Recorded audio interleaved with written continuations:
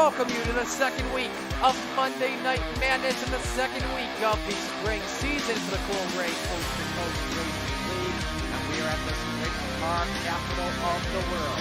Oswego Speedway and the Coast2Coast Racing Network welcome you to Monday Night Madness. Our live coverage is presented by our friends with the Rebels, brought to you by Battle Beaver.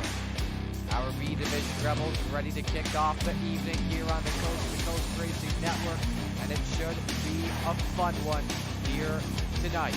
We welcome you to the pre-race show. Our pre-race show is brought to you by our friends at Icon Sim Sports. Icon Sim Sports aims to bring the sim racing community a one-of-a-kind fixed chassis experience like no other, while exemplifying extraordinary customer service to its patrons. Imagine having a sim racing chassis built specifically for you, a custom chassis engineered to accommodate your needs while replicating the look, feel, and design of a real race car. Check them out online at www.iconsimsports.com. Qualifying brought to you by ABR Setup Shop, immediately underway as we say hello, friends. Marty Sakala with you, alongside the Professor John Hine. We welcome you to Knoxville Raceway. John, we've got a good one on tap. It's week number 2, and we're at a track that the drivers can go all in. Oh, yeah. Speed is the name of the game here. Hammer down here in qualifying and the heat races, and it gets a little slick in the feature, and you are going to have to see guys pedaling a little bit, but it's all going to be about, how fast can you go, no matter how slick or how tacky it is. This is the world birthplace of speed for sprint cars, in my opinion. Jesse Bandy, the top of the charts, number 57 at the moment with a 15.248. Again, if you see anyone in purple, they are working on a pole lap at the moment. Let's go to Joe Canellis, driving the number 1 in a brand new scheme this weekend. Currently third quick on the charts with a 15.306. Working on lap number 2 as he comes across the line. Could be faster, and he is. Second quick for Canellis at a 15.263. Bob Everson driving the 008 machine. The ABR Shot Race Team. Hang on, Jamie McCarran to the top of the charts. 15.153. Atkinson had it for about a tenth of a second as J-Mac his answer back. He's at the top of the charts. But Atkinson still trying to answer back in the 127 machine. It's going to be close here for a pole time. It is 400 shy. Second quick, 15.204 for Jesse Atkinson. 1 minute to go here in qualifying. As we got a couple of more drivers that are about to take the track here. And you'll watch Zach Neubauer here in the number 52 machine. I think he'll only be able to complete one lap here or so. And that seems to be the deal. Only one lap coming for the driver of the 52.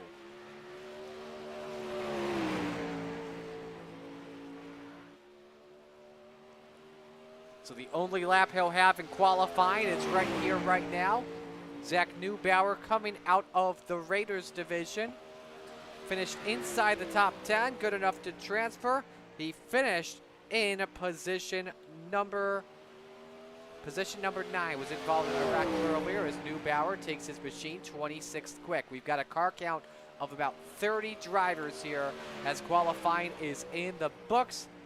Jamie McCarran has the quick time of a 15.153. So the checkers are out on qualifying here as we get set. ABR Setup Shop qualifying has concluded. And now it is heat time to begin the Rebels this evening. Our first heat of the evening is brought to you by our friends at Magnum Race Design. Magnum Race Design offers iRacing wraps, hero cards, logos, flyers, and even t-shirt designs. If you're looking for a new design and want attention to detail, competitive pricing, and fast turnaround times, check out Magnum Race Design on Facebook, where you can contact them directly through Messenger. Magnum Race Design is the sponsor of the Coast2Coast Racing League 358s. As we get set to go here, here's the starting lineup. Bob Everson, Bryce Eichmeyer on the front row. Joe Canellis, Jamie McCarran, row 2 again. Remember, top 4, all the drivers are inverted. Row number 3, Andy Patton and Rich Holland. And row 4, Stephen Bixler and Bob Curtis. Again, so glad you could join us here on the Coast2Coast Racing Network. Marty Scala alongside John Hine with you on the call for the action tonight. No onboards we have for you for this first heat, but we've got a lot of them tonight. Drivers tonight following the Steve King Foundation pace truck. The Steve King Foundation was formed to help the dirt track racing community across the country by providing financial assistance to drivers, pit crew members, racing officials, track ops personnel, or the immediate families of those individuals who suffer serious illness, injury, or death. So, just about 3/4 of a lap away from green, 30 seconds away. John, let's get your one to watch. Well, I think two guys quick in that second row, Canellis and McCarran. But McCarran's a pretty solid racer here. I think he's going to be the one to watch coming out of this one. We'll see what happens. Glad you could join us. Top 4 transfer into the feature. Everyone else has to go to the last chance qualifiers. Waiting for the flag to go out. Remember, later start time than it's been in the past. A big stack up for Everton, and we're green. Low line got going early. Joe Canellis on the inside of Bryce Eichmeyer looking for the second position. Can't clear him, entering 3 and 4. Now he does that time. Let's see who gets the momentum off the corner. It's Canellis as Everton leads. Eichmeyer is third, and Jimmy McCarran trying the inside for that spot, John. Yeah, he is. Got up on that berm a little bit, but that berm is really hard to see from inside the cars, whether you're on a single monitor in an Oculus. It doesn't matter. And if you get up on that, that can really shoot you out and really kill your momentum. McCarran trying to rebound after a rough week he had last week. I guess you could say that for sure. He is up into the 3rd position. Remember, winner of this heat will start from pole position in tonight's 25-lap feature. Everton continues to lead on Canellis as he looks for the race lead, but about 0.3 of a second back, John. Yeah, right now they're kind of single file, kind of, I don't know, I guess you could say, stalking each other here a little bit. The laps are winding down, so if anybody's going to make their moves, they got to do it now. Absolutely. First driver currently out is Rich Holland in the 116, about half second behind Eichmeyer and McCarran. Eichmeyer tries to take it on the top side, nothing working, but Canellis is there. He wants the lead, thought about looking to the inside. Instead tries to dive in the corner from the cushion on downward. They cross over. Canellis tries the bottom. He can't get there. 2 to go in the first heat, John. Yeah, and you saw Everton make a slight mistake coming out of turn 4 there. Canellis was not close enough to capitalize, but he is right there right now coming out of 4. Final lap underway. Who's starting for pole position in our Rebels feature tonight? Everton a better 1 and 2 compared to Canellis. As Canellis tries to dive in the corner, he's got about a 5-car length lead on the driver of the 1. Canellis sends it in, not going to be enough. A clean first heat. Everton sees the checkers. He starts from pole position tonight. McCarran and Eichmeyer follow up on the transfers, joining Canellis. And your Heat 1 winner, Bob Everton. Holland, Patton, Bixler, and Curtis will have to go to the last chance showdown. Second heat race of the evening brought to you by our friends at 2-1 Designs, making wraps for all dirt racing needs in addition to 1/18 scale RC wraps. We appreciate everyone's support that has trusted us doing their wraps and paints. Check us out on Facebook at 2-1 iRacing Designs. Here's how the lineup looks for our second heat race of the evening. It's Keith Jackson and Joe Halter that make up the front row. Row number 2, Brandon Dittmer and Jesse Atkinson. In the third row, Gary Taylor and Brian Moore Jr. And row number 4, Zach Neubauer and Kevin Fry. Winner of this heat race will start from the 2nd position in our 25-lap feature. Now, as we get ready to go racing here, we've got a couple of onboards for you tonight here to watch closely. First guy, he's been providing us onboards a lot this year, and we appreciate it. Start things off with Brandon Dittmer driving the number 83 machine.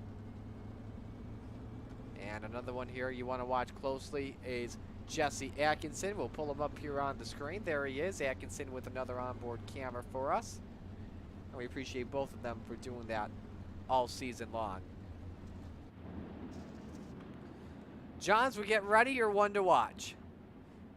Well, he had a really tough week last week, but Keith Jackson that's sitting there on the pole, I'm going to keep my eye on him. He's looking to rebound. He had a couple of big incidents, including I think he went up on his lid there at Cedar Lake last week. So I think he's going to recover here and maybe snag this win.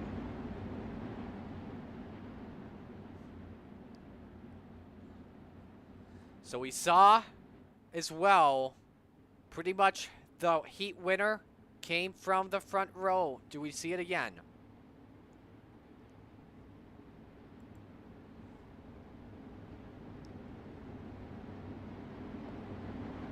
I think we could here as the drivers work through 3 and 4. Top 4 transfer. The other 3 will have to go down to the last chance showdown. In the hands of the starter. Wait for the green lights. Here we go.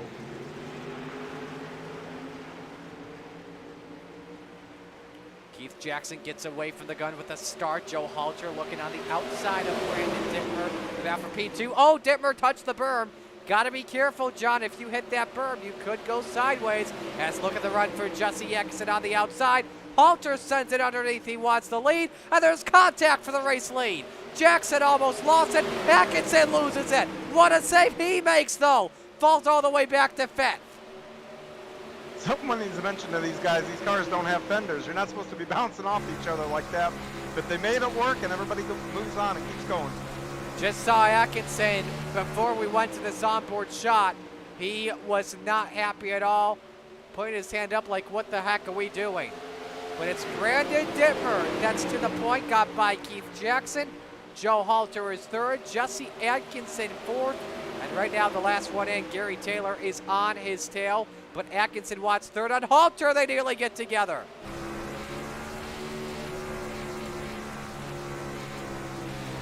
Off of turn 4, Atkinson wants that spot Bally. He's got a nice gap though on 5th between Moore and Taylor, John.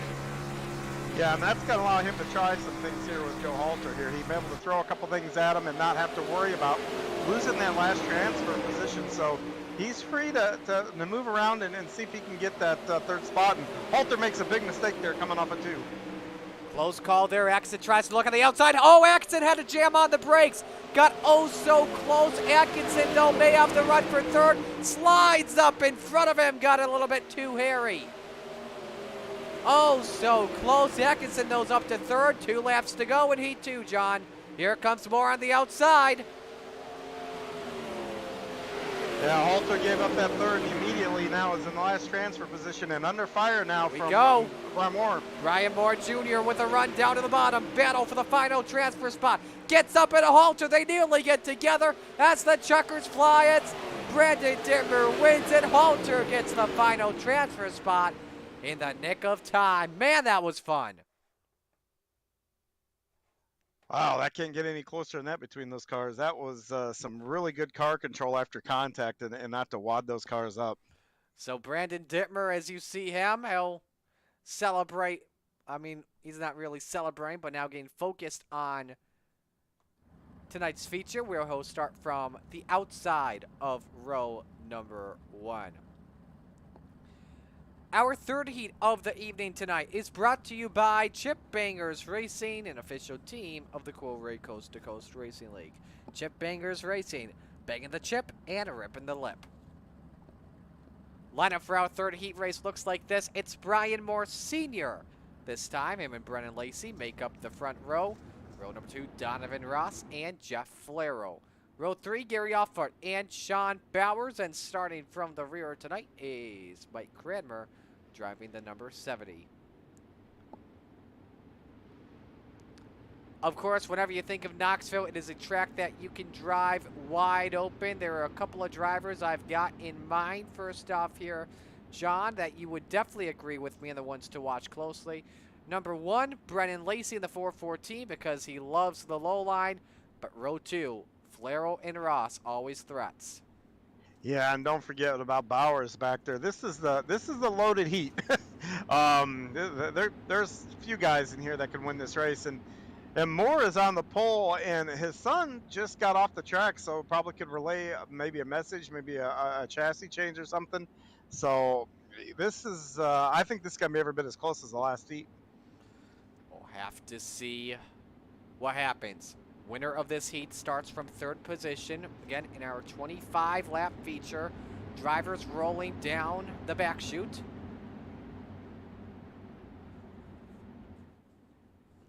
So we are set to go green flag racing as the Steve King Foundation pace truck is in pit road in the hands of the starter. Moore, Senior, and Lacey ready to go green.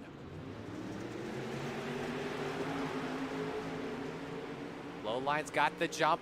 Ross clipped the berm for just a moment, but here comes Brennan Lacey. He looks on the Lacey line, wants the race lead, drove it in deep, puts the slider up on Moore Senior as Senior tries to cross it over down to the bottom, but Moore leads to me. Moore goes to second, and there's contact for Lacey. Bikes it around, he goes up on his side. Ross is involved, and we've got our first crash of the afternoon.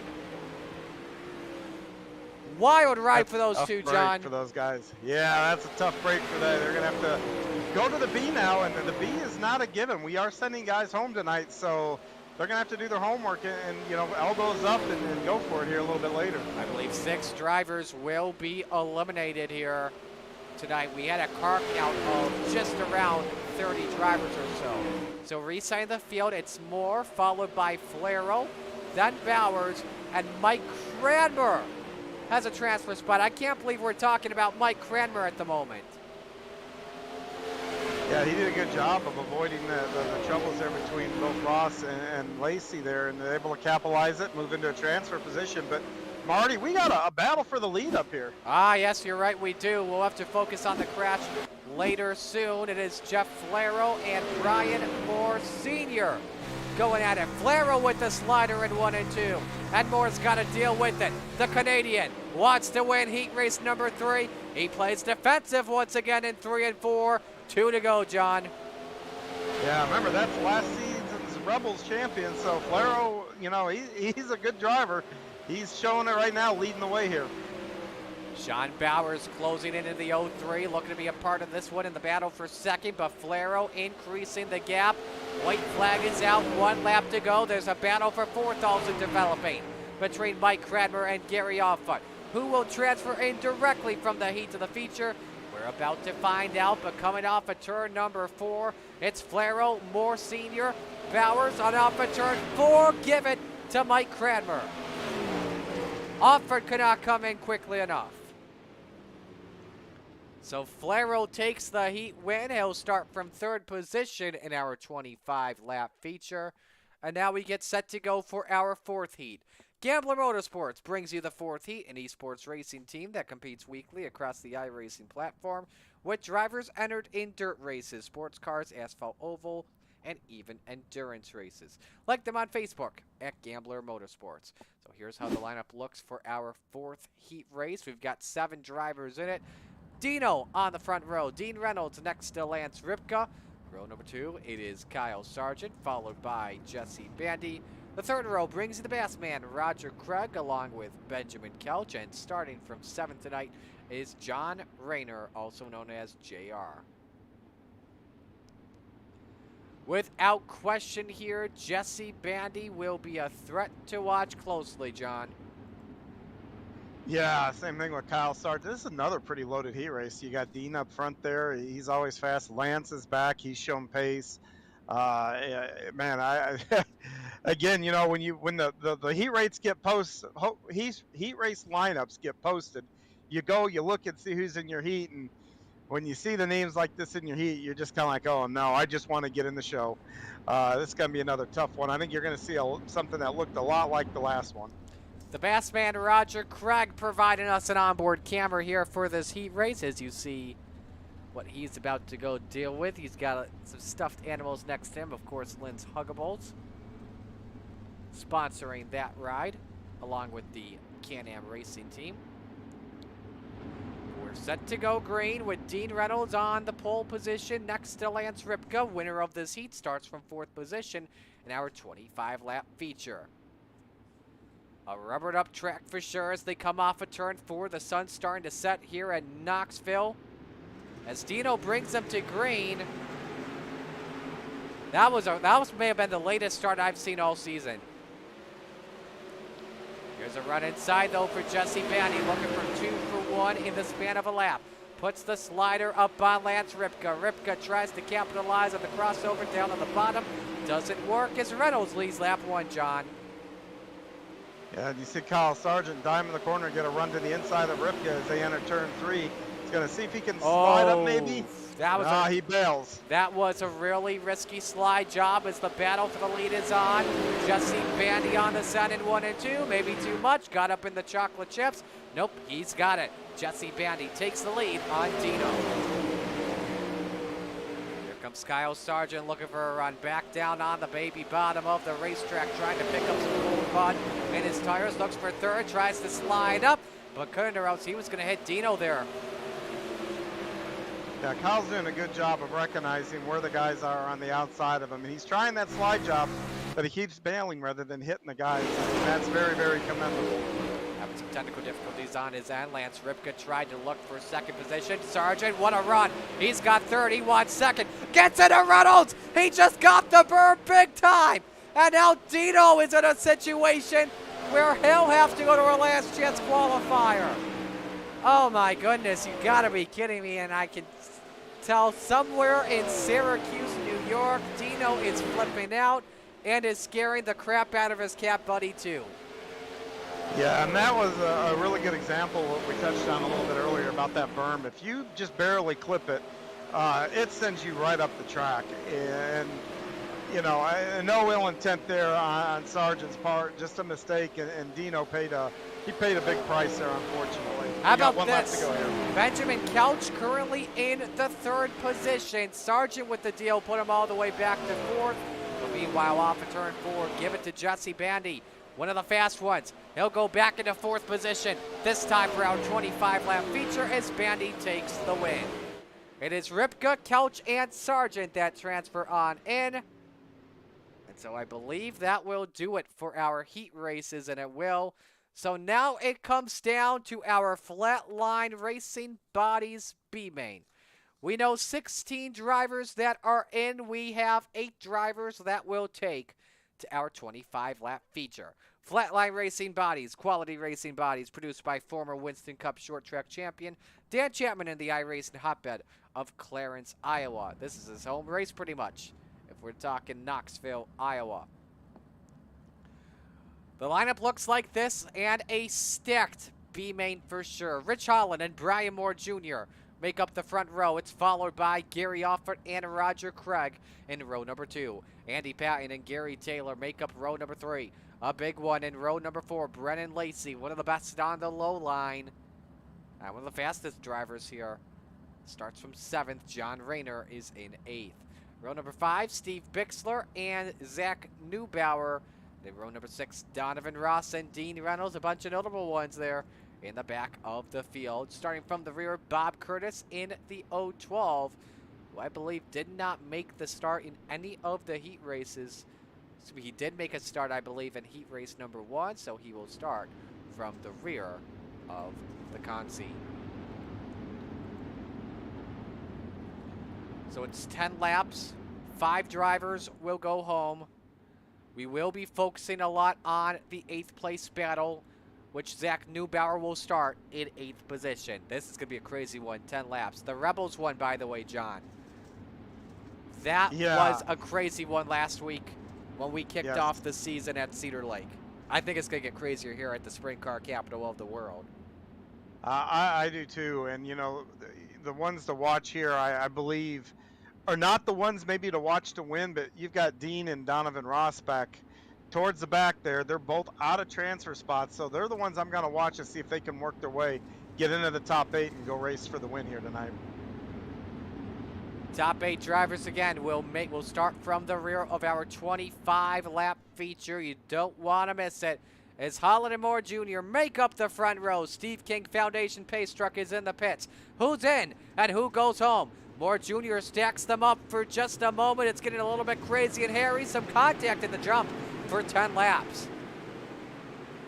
And it's Holland that immediately comes out strong, and he gets loose though off of turn 2. Moore Jr. gets a run though up on the outside as Holland sends it in. Entering turn number 3, the route gets cut off. Holland leads the first lap. Let's go to 8th spot. Out by Neubauer, but he gets shuffled out. Brennan Lacey's up to 8th position, but he wants more on Andy Patton, and they lose control on the low line. It belongs to Patton at the moment, and this is getting hairy, John. It is, and those guys know that's go or go home time, so they're pushing as hard as they can right Oh, here. Oh, boy, there Dean. goes Dino. Dino is out of the Rebels feature. And so the World of Outlaws 360 sprint car is done for the evening. Brendan Lacey and Donovan Ross, they get together. Lacey is around, and he's going to be out of it likely. Oh, my goodness. Perhaps one of the best drivers here, the best driver in the Consi by far, will not race. He's in big trouble at the moment, John. Yeah, those, let's just hope their haulers are virtually parked next to each other. There'll be some conversation about that one. Back to the 8th place battle. Steven Bixler has it. Him and Andy Patton are likely going to go at it for 8th spot for the rest of this B-main. But Neubauer is a part of 7th spot. He could be in jeopardy as well, John, as we're halfway through. Yeah, and if Bixler, right now, he really wants that 7th spot to have one car to the good here. So, a little bit of pressure taken off. And right now, you see Patton on the bottom trying to make that bottom work right here to take that final transfer spot. It's about to get good here. Patton up on the slick stuff. Normally this track, when it gets completely rubbered in, you want to be up on the high side. Donovan Ross also still a part of this. Wild scrummage happening for P8. Near contact between Ross and Patton as D-Row makes the send down in, looking for 2 drivers here this time. What a run for Ross. He's up to 8. Bixler wants to try and send it 2 for 1 with a big slider coming to the white flag. 2 to go, and they make contact. Oh, there goes Bixler. Bixler is gone. Bixler's out of it. Donovan Ross is to 8th, and Andy Patton's all the way back in 9th with a damaged front end. Donovan Ross, oh no, Neubauer and Rayner get together. And so Patton is back in 8th. Neubauer's the first one out. Can you believe what we're seeing? Donovan Ross and Andy Patton somehow are gonna get in. Unbelievable. I think 8th place just changed like 5 times in that last lap and a half. This is like it's like the Royal Rumble out there or something. What in the world did we just see? I don't know. By the way, Rich Holland won the B-main, if you're wondering at home. But man, oh man, that battle for 8th was just incredible. May have gotten a little bit too dicey out there, but holy crap. Luckily, we have this little warm-up to catch our breath. Absolutely. I think we'll catch our breaths for right now. We'll just leave it to the drivers here. I don't think we'll do some talking here, as we have your Ohsweken Speedway warm-up wash. And we'll get everything here all set up for you. In terms of the times, I will tell you that Ohsweken Speedway catch all the action every Friday night, free on G-Force TV, featuring live programming year-round and countless hours of on-demand video, all free. G-Force TV will be your first stop whenever you want to see the latest and hottest racing across Ontario. So take a breath here, and you can watch the Ohsweken Speedway warm-up watch.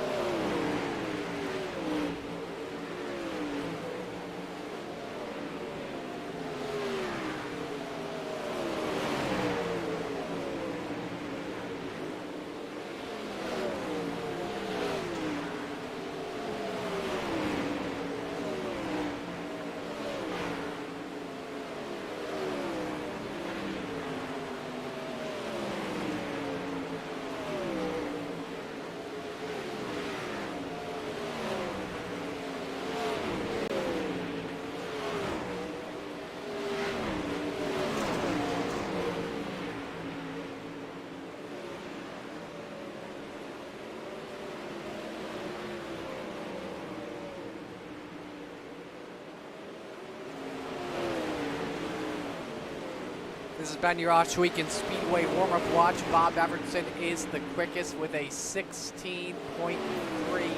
So the pole position will definitely be one to watch closely. Well, it's time to give you your starting lineup, brought to you by the Super Dirt Car Series. The Northeast Premier Series showcasing the big block modified Premier drivers as they begin their points season this weekend at Atomic Speedway for 2 races. Catch all the action on Dirt Vision. Here's the starting lineup for 25 laps. Let's meet the drivers. It is Bob Everson and Brandon Dittmer that make up the front row in the 008 and 83. Row number 2, Jeff Flero in the 200 and Jesse Bandy in the 57.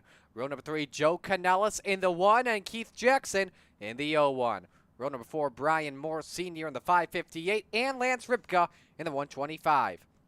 Row number 5 is Jamie McCarran in the 211 and Jesse Atkinson in the 127. Row number 6, Sean Bowers driving car number 03 and Benjamin Couch in the number 16.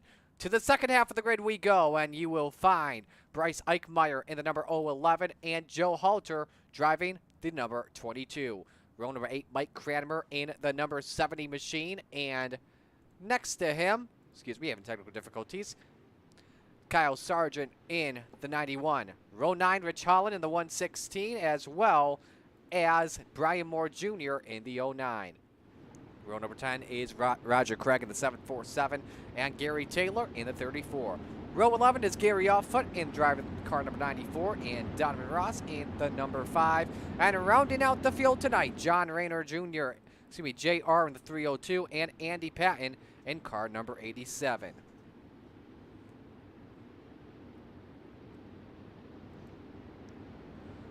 One lap away from taking the green flag, 25 laps. It's going to be a fun one here at Knoxville. John, before we go green, your pick to win.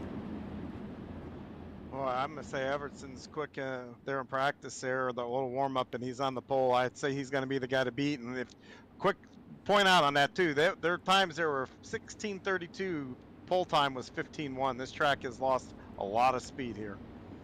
Well, we are glad you could join us as it's time for the Dylan Westbrook Racing start.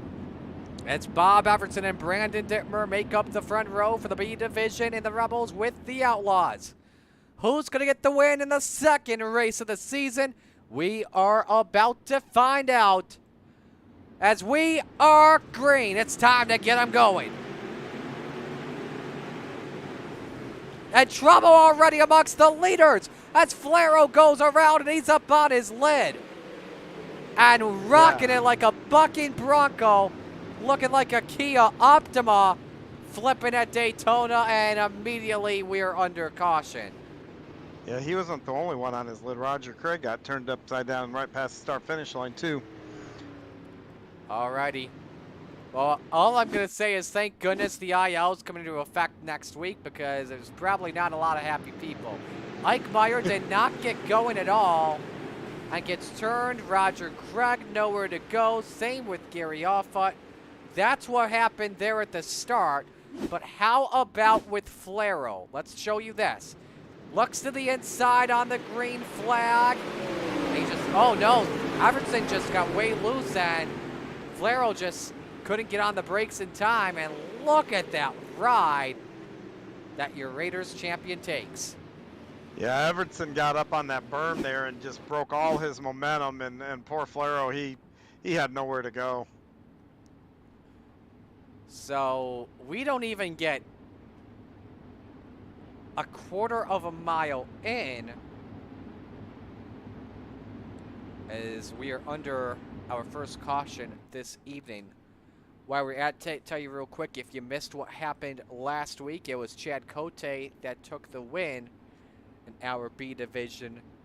And once again, John, it got very hairy once again amongst the front of the field because Kyle Sargent messed up turn 1 and got turned.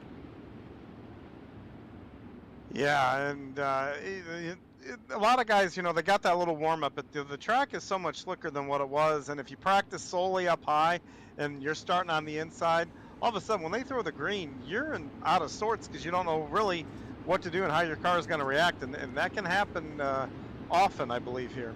So we'll stack them up and try it once again, this time with a single file start, as long as you did not wreck, as we're in the Land of Legends Raceway TV restart zone. We're back to green, and this time Everson pulls away big time from Brandon Dittmer and Jesse Bandy, as those two will go at it for second position. Everyone riding up on the high side for right now at the moment.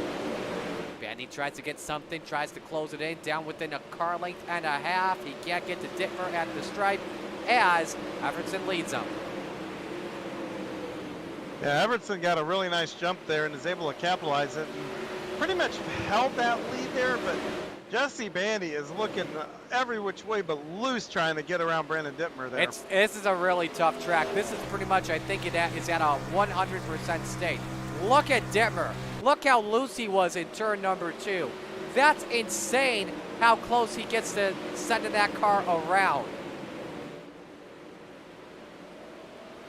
They go at it for second. Here goes Bandy down to the inside. See if he's got a setup dealt for slick conditions, as he can't make the pass work for second spot yet. Let's go back to the rest of the field. Keith Jackson by himself in fourth, and it is a mess for fifth position. Joe Canellas currently has it, but Jamie McCarron down to the inside as the Aussie wants to round out the top 5. Jesse Atkinson stuck up there on the bottom. Remember, he was caught up in a close call earlier on and only finished 4th in his heat. Yeah, Marty, now this cushion is getting pushed all the way up against the wall. And the next probably 5, 6, 7, 8 laps, watch for that track up top to get real bumpy and almost have a motocross jump right about the entrance of turn 4 and over in turn 1, right about where that O'Reilly sign is, right below that, and the pace sign. There's a huge berm right there. Those guys are going to start hitting that and really upsetting their car. Bandy's got to run to the inside for the second position. Sends it in with a slide job. Dittmer got to be careful. And we got to ride on board with them from the rear end of Dittmer's car. This shows you how much he's riding. Look at his camera shake, John. That is crazy how much force feedback is being used as we're under caution. Yeah, it really is. And it's going to get worse. It's going to get, we're only 9 laps in. You know, lap 20, you're going to be hanging on. Oh, my. A lot of drivers on their sides and nearly getting into the leader of Bob Everson. That is Rich Holland in the 116, as we'll go to our Malcolm's replay. Not bad of a run there for the drivers as we show you the replay here, as Halter loses it off of 2 and Moore came down to Ross. That is on the front straightaway as Halter barrel rolls it. Let's go from another angle and show you the side effects that Rich Holland had to deal with for being behind all this. And those side effects were negative as Moore came piling in. Man, a wreck like that in real life, I think that sprint car's going through the barrier. Yeah, that's a pretty hard shot there. And you see the after effect too. A couple guys had to come in, take their fast repairs, and a lot of damage done on that one. So as we're at it, we can tell you about a couple of our sponsors. Our start tonight was brought to you by Dylan Westbrook Racing. Get hats, shirts, and more from 4-time Oshweekend Speedway champion Dylan Westbrook on the Coast to Coast Speed Shop on our website. Also, yeah, go ahead. As I say, what's funny is I met Dylan right here in Knoxville last season. Went down there to saw him race, and that's awesome. Really nice guy. 360 Nationals, right? That's correct. Awesome. Our restarts tonight brought to you by Land of Legends Raceway TV. Back for 2022, offering 100% free live broadcast of all Saturday night spectaculars at Land of Legends Raceway in Canandaigua, New York. Sign up for free at landoflegendstv.com. So it's Everson, Dittmer, Bandy, Jackson, and McCarron, the top 5. Everson's led them all today. And look at the wild ride. And all the way to the bottom. Look how much oversteer the drivers had to deal with as we're back to green. That's getting crazy there, John. Yeah, I'm going to bet some guys that's what wheel spin will do to you. Got into it a little bit harder than what they thought they were going to. And nice job, everybody hanging on there. Keith Jackson, the low man on the bottom side of the racetrack. Could be in no man's land as Jesse Atkinson on the majority, on the bandwagon high side. As you continue to watch this battle for second, let's go back on board with Dimmer. Again, look at the camera shaking, and again, every time I go on board with Dittmer, something's gotta happen. That slows us down as you see the Bassman, Roger Craig, is around in turn number 2, gets back up on the berm. We are under our 3rd caution of the evening, and we will go to our Malcolm's replay, show you what happened. This is in turns 1 and 2. And there's some contact. He got dumped from Eichmeyer, and Moore Jr. goes on a wild ride. Yeah, that's the second one of the night, too. Excuse me, that was actually Moore Sr. Pardon me, that went on the ride of them all. Moving down to the Raiders, excuse me, to the, I believe the C division this season, and that is correct. Wow, that's crazy. Yeah, I think he missed a lot of races last season, so yeah. He went down. But yeah, a tough night here, absolutely. I think, like I said, I think that's twice now he's taken a couple of hard shots. Our replays are brought to you by Malcolm's Mills Mill Reading, based in Oakland, Ontario, Canada. Malcolm's is a full-service mill reading contractor featuring custom welding, fabricating, and servicing industrial clients. Like them on Facebook or check them out online at mmmillreading.com. Keep in mind as well, there is an incident limit for all features. If you are new to the Coast2Coast Racing League, if you hit 12X, you are disqualified. And drivers do have an incident rating in this series. For the Rebels, you have to be under 225 in order to compete for the championship. If not, you have to go back to Raiders, which is under 250. All ILs will be taken into effect into Drivers' Home Series next week. Back to Green, Everson brings them into the Land of Legends Raceway TV restart. And I said again, the place to be. Look at Everson in that 008. You saw a great view of him getting a handful in 1 and 2 there. And look at Bandy inside, 2nd spot. Can he get it? Atkinson can't get it either. Oh, there they go! There they go! And Bandy is around! How much damage does Dittmer have? Oh man, Mike Cranmer gets into the aftermath. How much damage does the 83 have? It does not look like a whole lot. And Dittmer will go back to the position he was at when the leader crossed the line, and I think he'll get relegated to 3rd position. I think Atkinson just got them barely. Well, chaos happened again at the front of the field here, John. I didn't think it'd be the battle for 2nd. I thought it'd be the battle for the lead. Oh, you get the battle for the lead. I guess you got a battle for 2nd. So, yeah, this is, you know, I think the track conditions are probably playing into this a little bit. That track looks really, really slick out there right now. I'm watching the guy at the back end of cars just want to rotate on around, and these guys have their hands full. Let's show you how close it was as we go slow motion.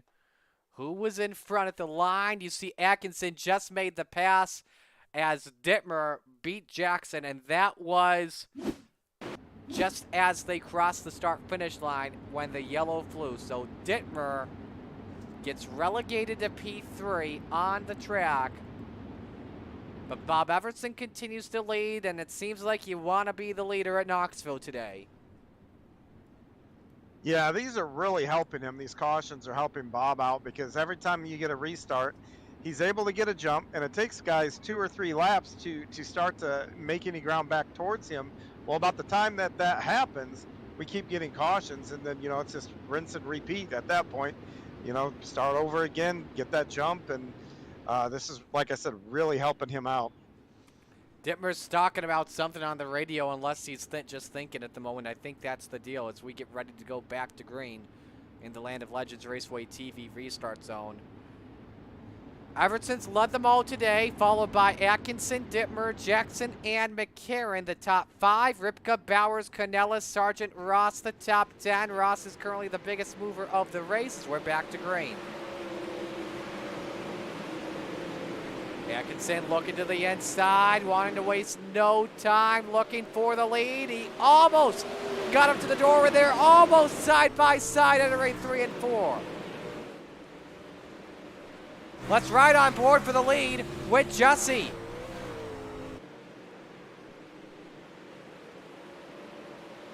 It's a good. Everson gets the wall though, John. Yeah, I was going to think the only way that anybody's going to get around him is if he makes a mistake, and he just made a big one right there. First mistake of the evening. Doesn't look like a lot of damage as you see him slinging the dirt with 10 laps to go. Atkinson trying the bottom once again. Doesn't work. Everson clears. He's got the lead. Yeah, Atkinson makes ground on a corner entry to the center, but then momentum for Everson. He just erases any gains Atkinson makes on him on corner exit there. Look at that run down the backstretch. Absolutely. Bob Everson, let's talk about him. Last year, this was a guy who was racing in the Raiders. No wins there, but in the Rebels, he picked up 2 surprising wins. And we're under yellow once again as Benjamin Couch is up on his side. That is in turn 4. And we'll go back to the Malcolm's replay and show you what happened to the driver of the number 16. He just biked it in 3 and 4, just caught the wall. Yeah, about the place where he biked, it was right where it starts to get rough. It doesn't quite get as rough as where he landed, but that is about the point where you start bouncing around a little bit, and like you said, he just biked it and fenced it. Absolutely. Everson, by the way, for him, as I take a look here just to confirm.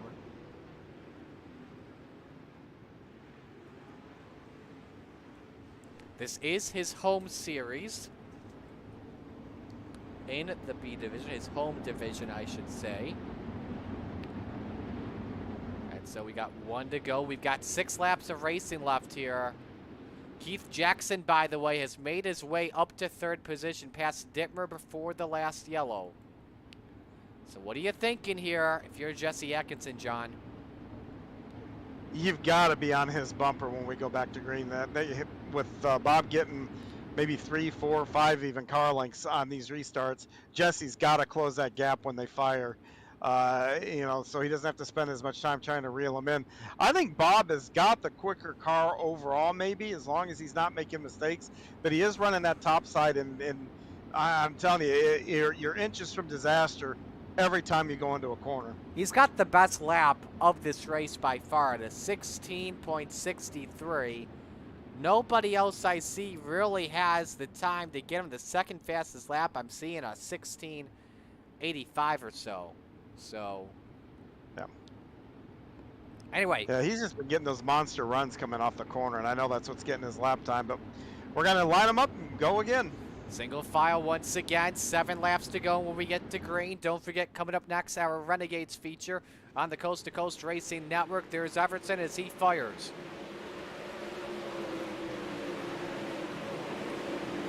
See Atkinson looking on the bottom once again where it's all completely slickened up. Sean Bowers, the first driver on the outside, not named Everson. Started in 11th. There you see him ripping the cushion off of turn 4, trying to close in on Brandon Dittmer for 4th spot. 6 laps to go. Something to take notice of as well, John, and when we get into 1 and 2, wait till you see how thick the cushion is, and hold that thought, we're under yellow. Let's show you how thick the cushion is real quick. Look at that. Up on the wall at the moment. It's like you could sit on it. It looks like the chili bowl. Yep, it's like that over in 3 and 4 also. And when you hit it, you feel like you're going over a supercross jump. Donovan Ross sent it up on his side, the reason for the caution flag, and you can see him on that thick cushion. He caught the wall. Oh man, he just rode it. Just rode it and just completely lost control. Almost went out of the ballpark. That would have been absurd. Boy, he sure did almost go, didn't he? He almost implanted himself in the TV screen.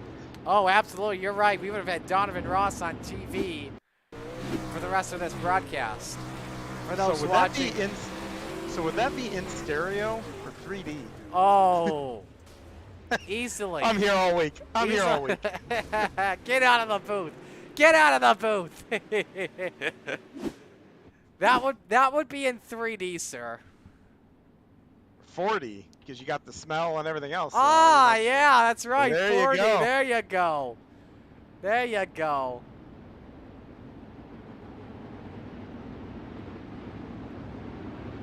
It would look like, if you remember the old ride at Epcot, or the old attraction at Epcot, Honey, I Shrunk the Audience. Yep. There you go. There you go. Now, that'll make you feel old. That will make you Yes. feel old. Yeah, and they got a few of them now. They do it with the Muppets too. Yeah, and, that's right. And I think the Little Mermaid. Yeah. But we're dirt racing here. We can't be talking about the Little Mermaid. Who cares? The kids are watching. Anyway, Land of It's a Legends. family show. Yeah, family show. Land of Legends Raceway TV restart. 5 laps to go as Everton pulls away from Atkinson. Everyone on the bottom except for your race leader. You see Sargent trying to recover. Look at this, from 16th up to 6th. Great run for him. We're back under caution. And we've got Jeff Falero in it in the 200. A lot of ILs will be up next week, that's for sure. Yeah, and that looked like, I don't know if that was Brian Moore Jr. or Sr. that kind of got a little loose and went to catch it, walked up the hill, and just got into Flero there. That's another tough incident there. But I'm looking at the incident points, and the most I see so far is 8. So, you know, but the thing is, it's well spread out amongst the field. So that was the wrong angle we had. Let's go back. We mentioned Falero here. Thought the motor happened in front of 200. He takes it to the middle and catches. That's more Senior in the 556. And around he goes. Remember, drivers have a 12x limit. As of right now, only one driver, I believe, is out of this. Excuse me, check that. 2 drivers that are out of this race, Gary Offut and Benjamin Kelch. All other drivers are still rolling on the track, as we will have 4 laps to go. Again, don't forget, Renegades are coming up next. And while we are waiting to go back to green, we give you our Coast2Coast Racing League schedule coming up within the next week, within the rest of the week. Tuesday night, we got Red Cross night for the hometown heroes at I-55. Wednesday is Vets and First Responder night at Knoxville and Chili Bowl. Thursday Night Thunder with the modifieds and late models will take place at the dirt track of Charlotte Motor Speedway. And then Friday Night Lights at the dirt track at Charlotte as well. All those at 7 p.m. Next week for Monday Night Madness, we are at Fairbury, broadcast at 8 p.m. Back to green, 4 laps to go. Atkinson trying the bottom, no mess-ups from Everton at the moment. He gets the drive on the exit thanks to the cushion, but Atkinson's still there though, John. Yeah, he is. He got a much better jump on that restart. It's much closer to Everton here, as we're now getting down to it, just a couple laps left. Down to the nitty-gritty, 3 laps to go. How bad do you want it? Atkinson, though, still right there, down within a car length. As Everton playing defensive. First time, I believe, we've seen him on the low line. 2 laps to go, John. Yeah, I'm really surprised he's down there. He's had so much success up top and been able to just pull away from everybody. But like you said, he's on a defensive line here, just trying to hold his position. Make Atkinson go somewhere where he doesn't want to go on the track with 1 lap to go. Final lap. It's the defensive lines to prevent Atkinson from doing a slide job. Atkinson's right there. Everton with a mistake. Atkinson tries the outside. Is it going to work? No, I don't think it will. Final chance. Atkinson, chrome horn, catches the berm as Everton takes the win at Knoxville by a 1/4 of a second. Great run to the end by the 2.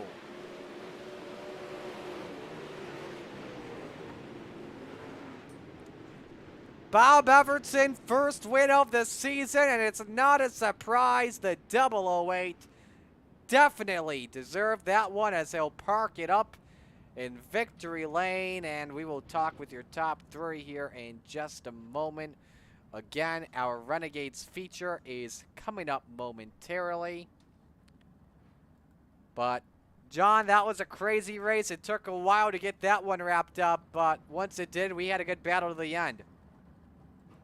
Yeah, we did, and that's all you can ask for as a fan, I guess as a commentator, as a driver. You know, don't settle to the last lap and settle it clean, and that's what those guys did, and what a great finish. Absolutely here. Just waiting to get Everson in here, then we can get things going. We can actually wait on him, but we've got our third place finisher. We'll start things off, excuse me, with Keith Jackson finishing third. Keith, we got to make it quick because we're on a time restriction, but walk us through your race. I just made it through a couple early yellows and then just kind of maintained up there and waited for other mistakes and just kept nose clean. Absolutely. It was a great run for you. Who do you want to give shout outs to?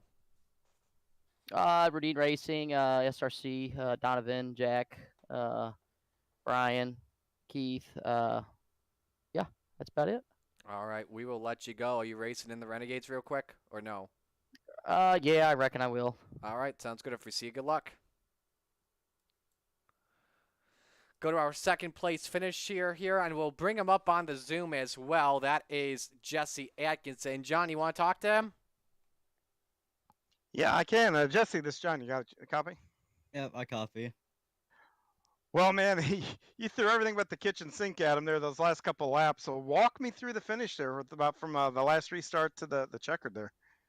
Yeah, I had my car set for the inside. I had it set up for the inside, but then during warm-ups, I realized during like the first few laps, I wasn't really good on the inside car-wise. It was just a little bit too loose. So I ran the first few laps on the outside, and then got down to the inside and went from 10th up to 3rd, and then just had to battle it out there.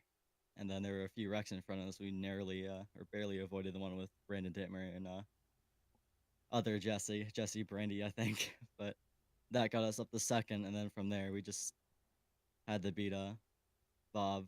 But he had the outside set up pretty good. He was on me every restart, but by the end it looks like on the final restart he was kind of checking out the inside, so I assumed that's where he was gonna go, and that's where he went. And at that point I just had to defend off 2nd, and I imagined I wasn't gonna get first there because he was also on the inside. Couldn't really do much down there, but we got close. drove on the apron a little bit at the final corner and just rode it out to the finish. But we'll take a P2 after all that. Yeah, outstanding night. Anybody you want to give a shout out to? Gotta thank my crew chief who just left my shoulders, my cat. She told me what to do. She told me to rock the inside, and that's what we did. Gotta thank myself for not wrecking the car, because I tend to do that a lot. And I don't really have any sponsors right now, so anybody out there, if you want to sponsor me, you can shoot me an email at adresportsiRacing@gmail.com. Love to have you as a sponsor. And gotta thank my parents for watching. They're probably watching. And then thank you guys for putting on the broadcast, then the league for putting on the races. I always have a ton of fun racing these. Yeah, well, congratulations again on a very good night. Job well done there, P2. That's Jesse Atkinson, our second place finisher tonight. So Jesse Atkinson finishing in the second position. Time to go to victory lane as we talk with your race winner.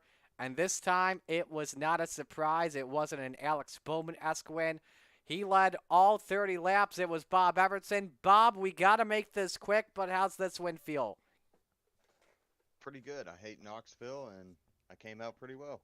Wow. Yeah, it was impressive. Just talk about the high side for you tonight. That was your dominant line, and then in the final laps, you had to get down to the bottom to play defense on Atkinson. Yeah. I mean, hopefully he doesn't think poorly of me for trying to defend the lead there. We just couldn't get enough green flag laps for me to keep my rhythm up top, so I ended up moving it down. But just looking at my relative, I realized running up top, I was kind of pulling away 10th by 10th, and just try to make it work. Yeah, how much did you hate those cautions overall? That seemed like a bad one. The ILs are going up tonight. Right? I'm sure it will for me too, for bouncing off the wall a time or two. Yeah, that's right. What happened there when you got the wall? Hey, send it. Yeah, I don't blame you. What are you expecting from the Renegades tonight? I think it's gonna be a two-groove racetrack for sure. I think from what we just did and how quickly it slicks off, you either have to be brave enough to run the top or disciplined enough to run the bottom. So it should be some good racing. Who do you want to give shout-outs to on your run tonight? Well, we're gonna start it off as always with the old lady for letting me do this because it's time from her. Black Bullet Racing, my race team. ABR Setup Shop for being one of our recent sponsors that really helped us out a bunch. Shout out to Alex Bergeron. HRT Cinematography, DuBois Welding, GMR Giddings Mobile Repair. Big shout out to Kevin Fry for adminning tonight. Did a great job, and just everyone at C2C for putting on a great league. We appreciate it, guys. Congratulations on the win, Bob. Thanks, bud. Talk to you again. You too. Bob Everson takes home the win. He is celebrating in Cool Ray Victory Lane. We congratulate him on his performance. Your Hard Charger Award brought to you by our friends at Battle Beaver. Hard Charger was Andy Patton, moving his way up from 24th position to finish in 9th spot. A great run for him tonight. Got to get you your official result. And again, we are on a time constraint here, so we won't show you the final 4. But we had 16 drivers on the lead lap. Everson took the win, followed by Atkinson, Jackson, Bowers, and Dittmer, and Sargent, and Ripka, and Canellis, and Patton, and Taylor. Oh, my. So, we'll pause here. Renegades are coming up next on the Coast2Coast Racing Network. Stay with us. You won't miss a thing.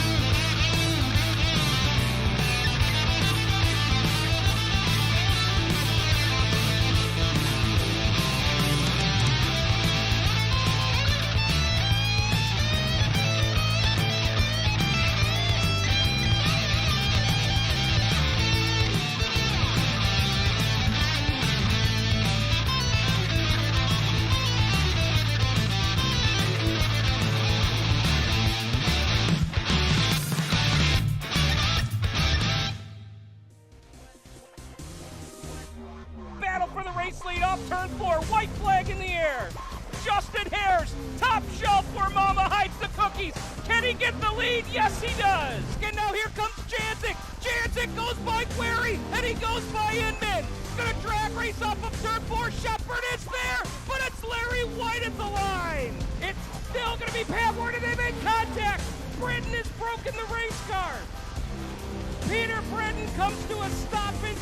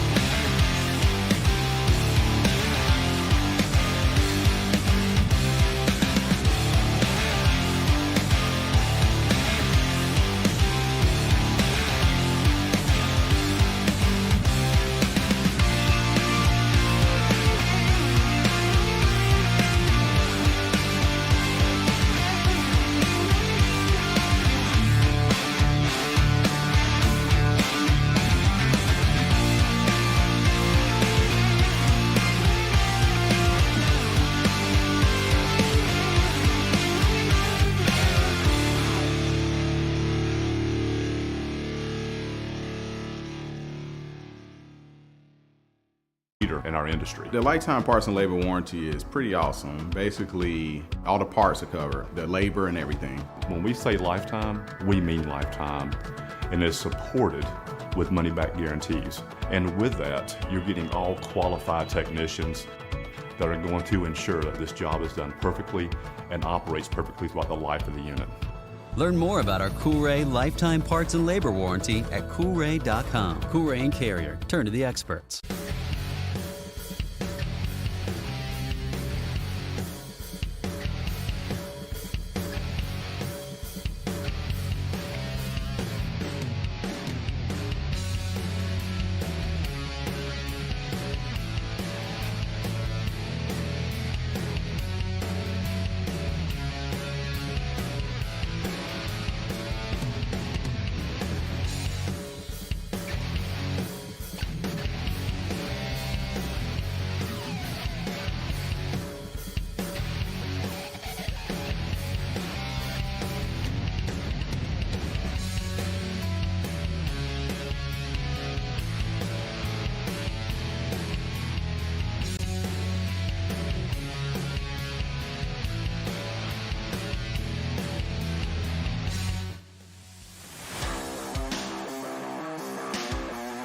Welcome you back to the Coast2Coast Racing League as we get set to go for our Renegades, and they are brought to you by Westbrook Racing.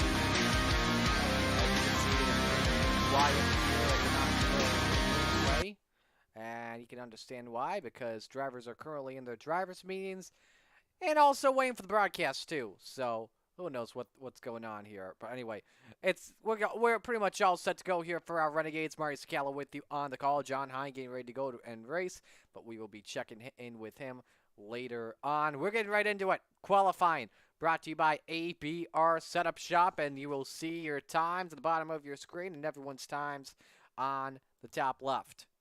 Let's see the first driver that comes out onto the track, and we will take a good look at him.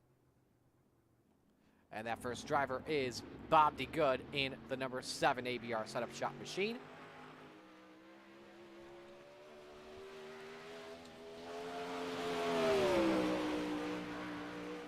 Bob DeGood, a Renegades racer, driving for the Can-Am Racer team. Here we go with his first lap. Again, anyone in purple means they are on a pole lap. A potential pole lap, we'll say. Bob DeGood will start the charts up here off of turn 4. Set the bar here with a 15.6.11 for Schaefer as Patrick Spangler goes to the top. Clevenger may answer back with that, and he does with a 15.3.29. Blake Chapman looking to get to the top here. Let's see if he's got it. Yes, he does. 15.292 for the driver of the number 20 Kreitzim Racing Machine.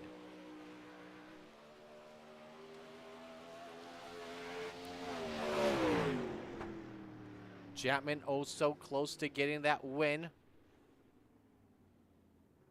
Last week the race was won by Ross Corinna, and a crazy one in the end after Chapman and Short got together. As we take a good watchful eye on Stephen Goldner in the 30, as he'll call it off there on lap number 2, is Terry Landis comes off at turn number 4. And take a look here at the lap. 15.69 keeps him at 20th. Randy Trees off at turn 4, currently 8th quick and 200 shy. Ross Corinna 10, last week's winner. As Corinna goes to 9th quick, 15.47 for the 010 machine. Here's the Outlaw, Preston Cranmer in the number 07 machine. Anyone in a purple is a pole lap. Lap 1 for Cranmer, 15.65, puts him 21st in the lineup with under 40 seconds to go here in time trials. Cranmer could be quicker here. We'll take a look. He's still 21st. Now he's 14th, 15.57. John Short completing his first lap, and he'll have time to finish his second one. 15.5. He's 11th quick. Slower, though, on the first half of his lap. Kyle Moon, a much faster second lap. Short goes to 9th quick, 15.42. Moon in 23rd at a 15.68. We've got a car count of 30 drivers here for the Renegades as time trials are in the books with a quick time of 15.206. In the number 20, ladies and gentlemen, a round of applause for Blake Chapman. So Blake Chapman with the quick time in time trials. He'll start 4th position in our first heat race as we get set to go for the preliminary action here with our A division. Our first heat race brought to you by Magnum Race Design. 8 drivers here in our first heat race, and let's set the rundown here for you. Here is the starting lineup. It is Chris Schaefer and John Short making up row number 1. In row 2, it is John Hine and Blake Chapman. In row 3, Sean Bowers and Nick Schell. Row number 4, it is Barry Goldner and GJ Boydell. Waiting for one more driver here, and that is Shorty. Something to mention here, by the way, in this heat, there is a heat penalty to GJ Boydell, so he'll start from the rear of his heat. That's why you may not have seen him on the time trials. Drivers following the Steve King Foundation Pace Truck, formed to help the dirt track racing community across the country by providing financial assistance to drivers, pit crew members, racing officials, track operations personnel, or the immediate families of those individuals who suffer serious illness, injury, or death.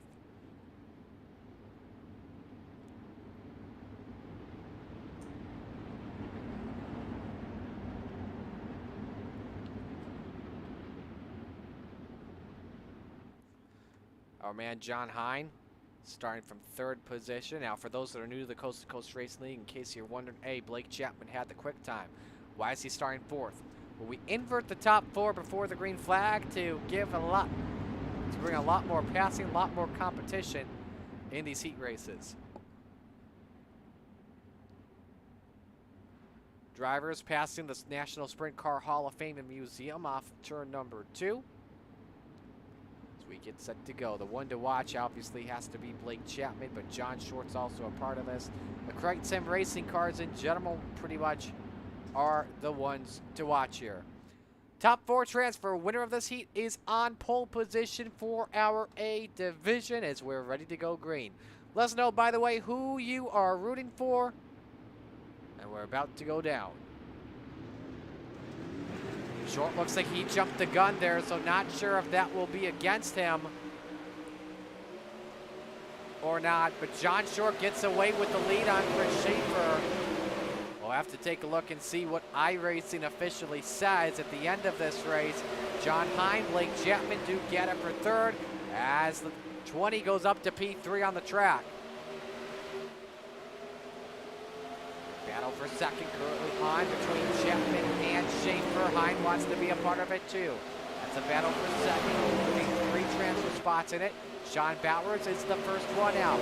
Nice run from Blake Chapman on the inside while the track is still fast and tacky. Chapman in 2nd, and it's Crichton Sim Racing 1 and 2. Schaefer 3rd. We got one off the pace, and that's Barry Goldner in the 36, who put it in the wall in 3 and 4. Still on track though.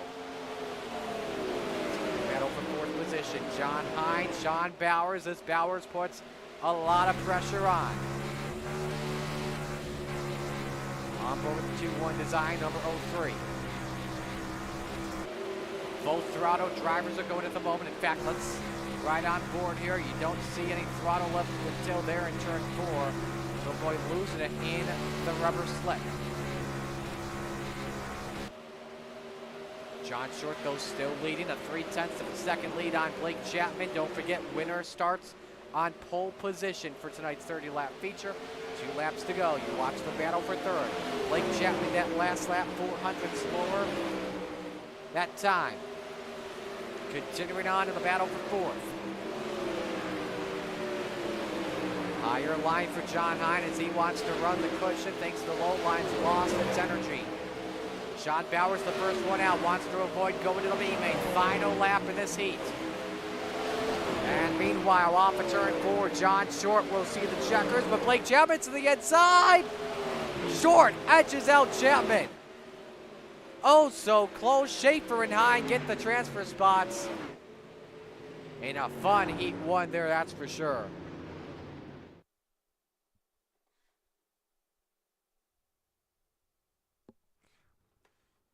Second heat race brought to you by 2-1 Designs. Let's give you the starting lineup here as Jeff Barker, Ross Corinna make up the front row. Row number 2, you'll find Brandon Templeton and Stephen Goldner. Row 3, Stephen Fernberg and Joe Backus, and starting from 7th position is Gary Taylor.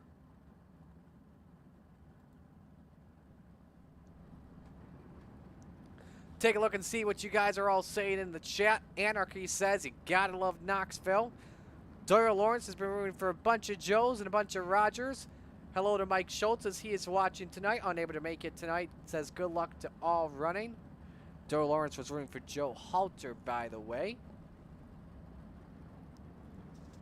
We'll take a look at more of the messages here in just a moment. Dino is back in and watching. Says, hi, had a ball and excited 6 laps total. Yeah, I gotta feel bad for Dean. Bad luck, Dino, once again. Let's see here. Patrick Spangler said that Dean had a shout out on the Open Red podcast this week. Open Red podcast, the official podcast of the World of Outlaws. Yes, Doyle, we do interact with you because we're doing it right now. Patrick Spangler says they need to patch the setup so you don't need to set up your sprint like a late model to be fast. That's true. Absolutely. All right. So, I believe that was 1 to go, and it was. Don't forget 8 laps, top 4 transfer. Let's see if we can bring in John back in here. All right, John, we'll bring it back in here real quick. You're 1 to watch. I got to go with Goldner. He is a beast in these cars, and he's right towards the front here. Alrighty, winner of this heat starts on the outside of the front row for this 30-lap feature, and it seems like you want to be on that front row to have a chance at winning. Here we go for the green flag.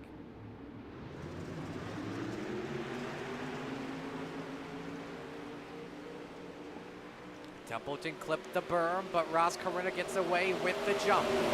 Goldner and Barker side by side for the runner-up position. The high side works for Stephen Goldner. Brandon Templeton, Joe Backus go at it for 4th position with Stephen Fernberg way in the ranks, but Corinna looked like he was gone for a moment. He caught the wall. Stephen Goldner closes in, John.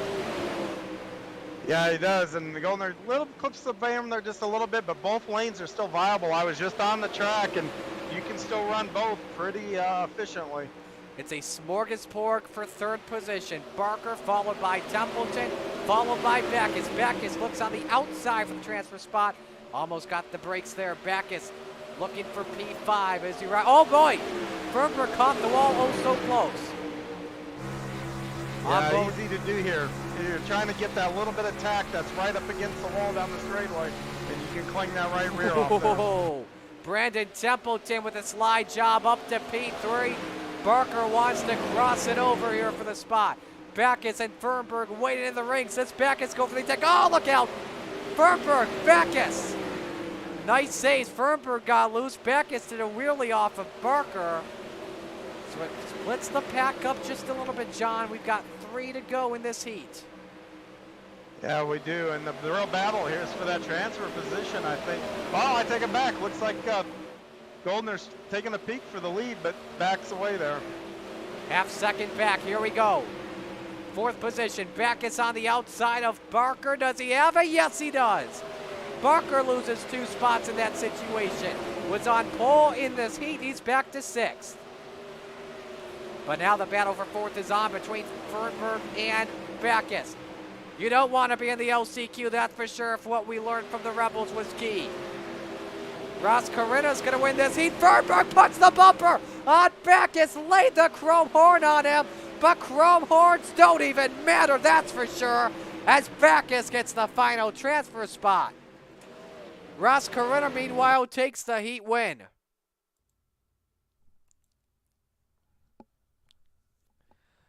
Another fun heat, that's for sure, as we get ready for the third heat, brought to you by Chip Bangers Racing.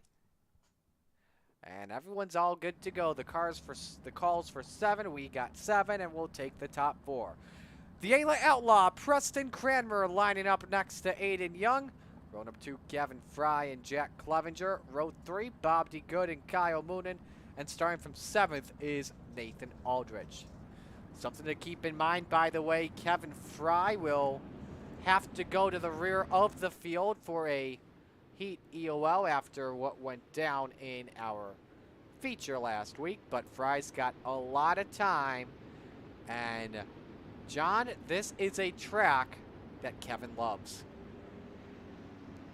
Yeah, he'll have his work cut out with him with the likes of Moonen and Aiden, Preston, and Jack Clevenger, and I see Nate out there. So I mean, he's not gonna have an easy time coming back up through the field here. But I tell you, this track is wearing in nice. It's gonna be pretty racy here for this feature coming up. Yeah, as we take a look at the state of the track at the moment, no rubber being taken in a lot like it was for the Rebels throughout the entire hour. So this is looking good for the Renegades at the moment.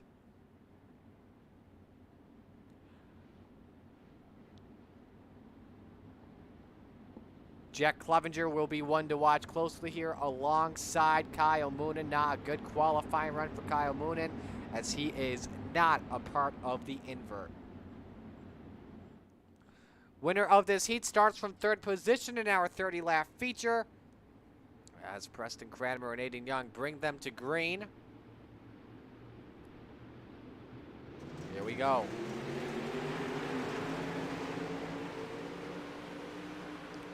Nice start for Cranmer. Tries to slide up on Aiden Young, but the lane was just there. We got one sideways, and that is Fry.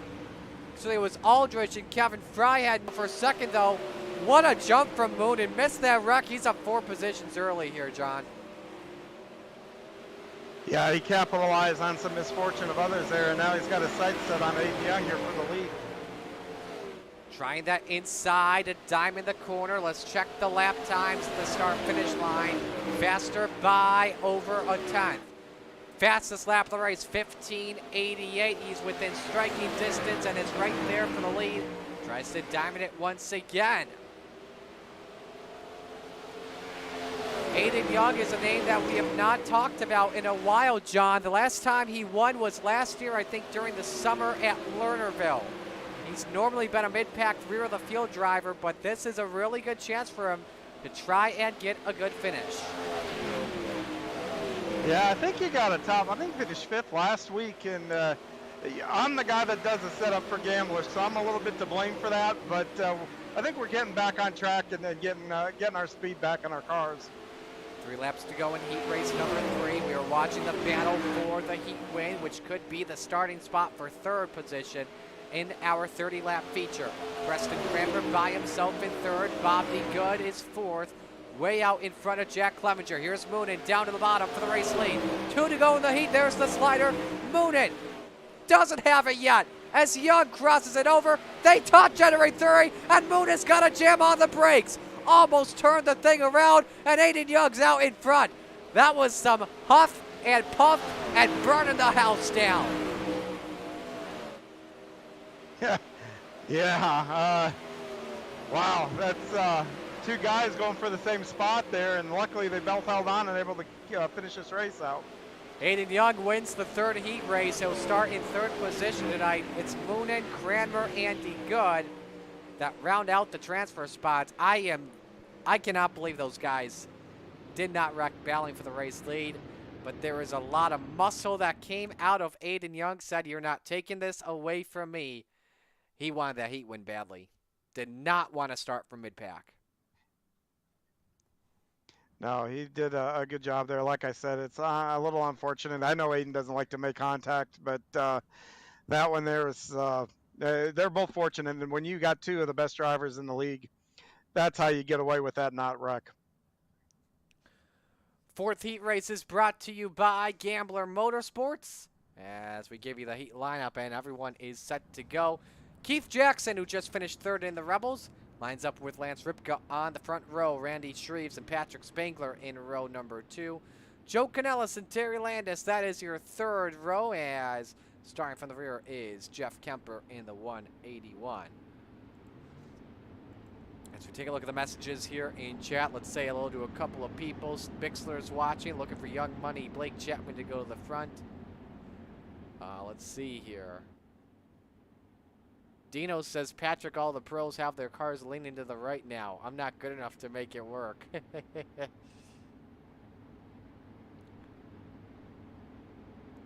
Doyle is rooting for Terry Landis to get this done. Not in the invert, as he is in row 3. But your one to watch out for, John, I would assume it'd be Patrick Spangler. Yeah, I think he's going to be real tough here. This is a good track for him too, and you know, Randy Shreves also is not too bad. But yeah, Spangler is going to be the guy I'm going to keep my eye on here.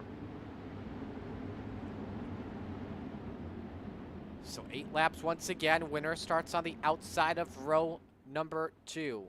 Normally, if you're outside the top 4, it's okay because you'll just be starting from the rear and get extra practice. But tonight, once again, you have to qualify your way in.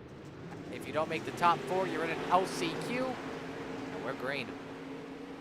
Great jump from Keith Jackson. 3 wide for second. Look at Spangler go. Just went up high, just went down low, and he wants the lead immediately. Patrick Spangler with a blinding start. See you later to Keith Jackson, he just said. Wow. Yeah, I was thinking that Spangler is pretty good here, and he just proved that. What a great start for him. I have not seen anyone with a great start like that, especially on lap 1. But it's always possible to do it here at Knoxville, one of our longer tracks in terms of distance. Randy Shreves, Keith Jackson battling for second spot. Lance Ripka currently in 4th. Jackson plays defensive, entering turn number 1. Really tight. Randy Shreves sees an opportunity, crosses over. He wants P2. He's got it. Shreves slides it up. The LSR machine up to the runner-up position.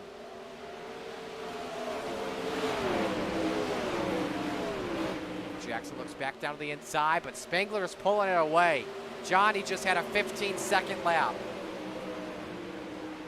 Yeah, that's flying for the track conditions, and he's making that bottom work too, all the way around the corner almost.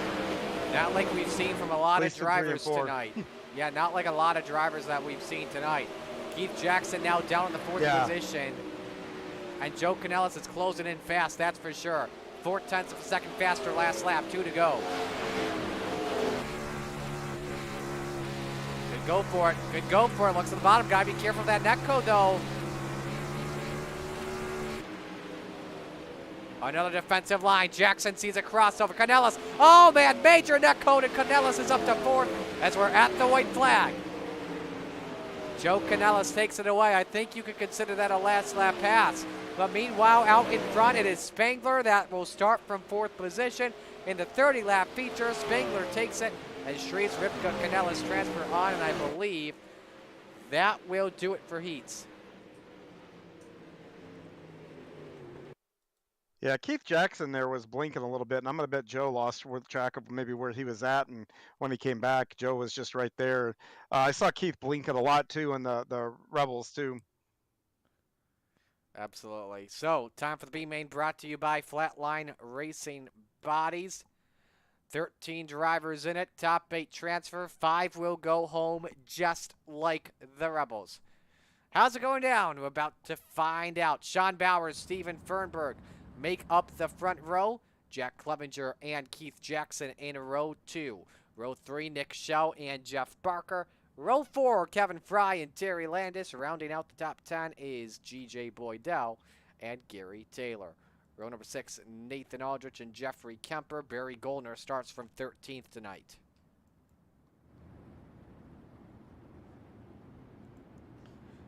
We'll be watching the battle for 8th place very closely here.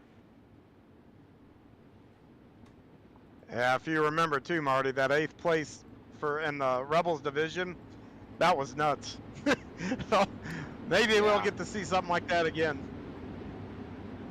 If we take a look back here at our standings from last season, I'm looking at the notable ones that are in the B-main. So I take a look here.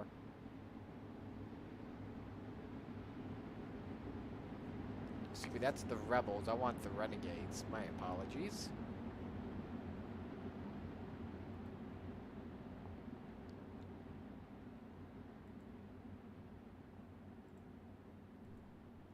All right, so the notable names that are in here would be Kemper, as well as Fernberg. I think that's the biggest name of them all, in my opinion. But Landis is in here.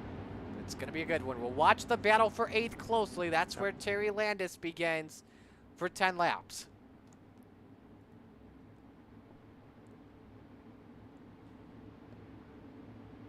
Time to show what you got. How bad do you want it? We're green. Bad start for Steven Fernberg. Looked like he spun the tires entering 1 there, John. Yeah, he did. Lucky to recover enough and not lose too much ground here. Look at the run on the outside. Man, that got close there for Jackson in the 01. As we go to the battle for 8th position, Terry Landis currently has it. Outside he goes on G.J. Boydell and Nick Schell. 2-for-1 discount. Nick Schell currently out of the transfer spot as Boydell looks down to the inside. Now it's Gary Taylor. They're all jockeying around for position like it's Talladega. Taylor around the outside, looking for 7th position on Boydell. Can't get it to go. It's Boydell now, the first one out. And he's all the way out the inside. Didn't work at all, Johnny. Yeah, he is. What a battle for this. I think you hit the nail on the head. This, jockeying Oh, around like man! Spotting each other. Schell and Taylor traded blows as we're 3 wide for the 8th position. Schell currently with it. Boydell caught the berm. Oh, there goes Taylor. Taylor is gone. Pow. He's not in the Renegades tonight.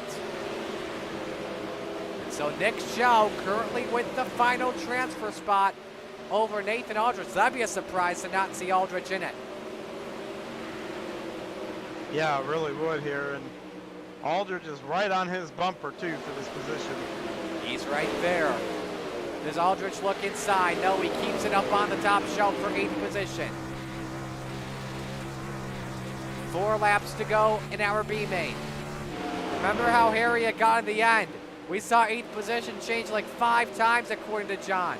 Will it change this time? Nick Schell currently looking good for 8th position as Boydell tries to slide up on Aldrich. Nothing working. Now Schell has his eyes set on Terry Landis for 7th, John. Yeah, he's struggling a little bit on corner exit there, watching that back get loose in that slick, and every time he does that, well, here comes Aldrich, has a run at it. And we believe Keith Jackson has lagged out. Aldrich currently with the final transfer spot in 8th position. G.J. Boydell is now the first one out. Schell looking though down to the inside as we're about to approach the white flag. Final lap.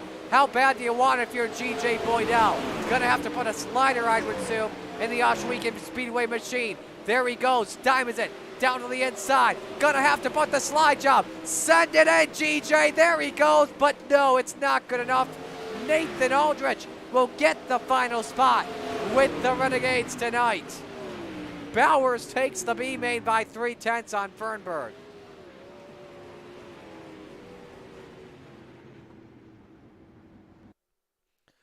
So that will do it for heat action as it's time for the Oshweekend Speedway warm-up watch. John, best of luck to you tonight, buddy. He's got 30 laps to do around Knoxville. Stay tuned. The feature coming up next for the Renegades.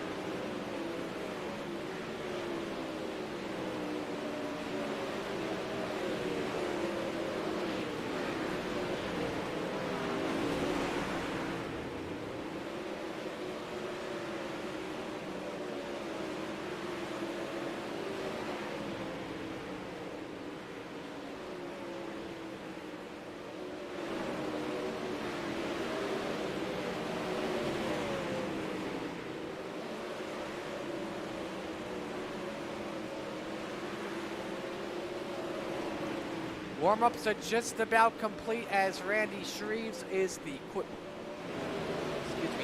quickest with a 16.398 as the checkers are out. Well, ladies and gentlemen, on behalf of Coolray, Oshweek Speedway, the Coast2Coast Racing League, and all the fine sponsors and drivers and the admins, we thank you for choosing to spend your Monday night with us. It is now time to meet the field of 24, ready to go green for 30 laps of battle around Knoxville. Ladies and gentlemen, here is the Super Dirt Car Series starting lineup. On the front row, it's John Short in the 51 and Ross Carina in the 010. Row number 2, Aiden Young in the 69 and Patrick Spangler driving car number 39. In row number 3 is Blake Chapman in car number 20 and Stephen Goldner in the 30. Row number 4, Kyle Moonen driving the 24 machine and Randy Shreves in the 56. Row 5 is Chris Schaefer in the 23 and Brandon Templeton in the 31. Row number 6, Preston Cranmer in the 07 and Lance Ripka in the 125. To the second half of the grid we go. You find John Hine in the 71 and Joe Backus in the 46. Row number 8, Bobby Good in the 7 and Joe Canellis in the 1. Row 9, Sean Bowers in the 03 and Stephen Fernberg in the 29. Row 10, Jack Clevenger in the 78 and Kevin Fry in the 21. Row number 11, Jeff Barker in the 513 and Terry Landis in the 61. Rounding out the field, Nick Show in the 512 and Nathan Aldridge in the 514. That is a look, ladies and gentlemen, at your Super Dirt Car Series starting lineup.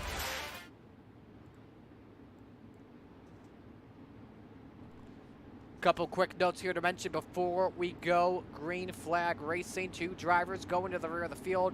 That is Jack Clevenger and John Hine. Second race of the season. Ross Carina took the win last week. He starts from second. Does he start the season right by going back-to-back? Or will a driver like John Short, Patrick Spangler, Blake Chapman, or Aiden Young get their first win of the season? We're about to find out. Where else would you rather be than right here, right now at the sprint car capital of the world in the Knoxville Raceway?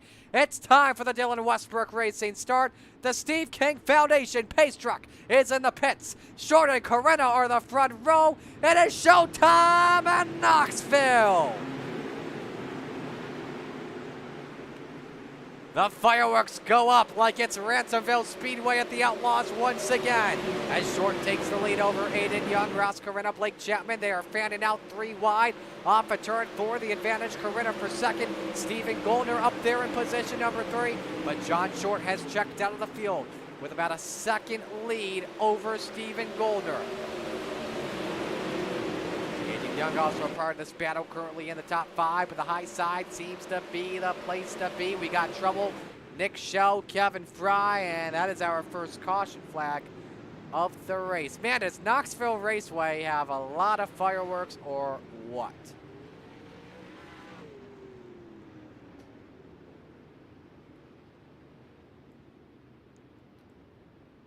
And they're still going up. Well, there'll be definitely a race for sure in just a moment.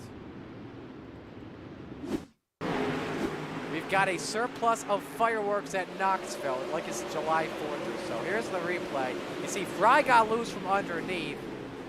And you see also involved Canellis as Fry tumbled on a wild ride. Let's watch another angle and show you the 21.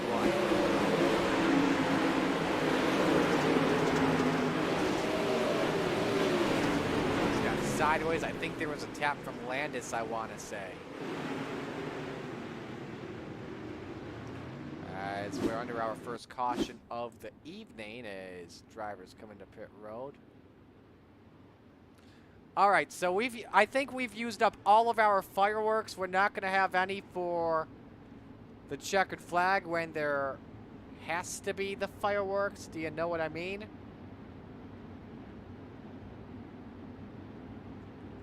Anyway, resetting the field here as we get set to go for our Land of Legends Raceway TV restart.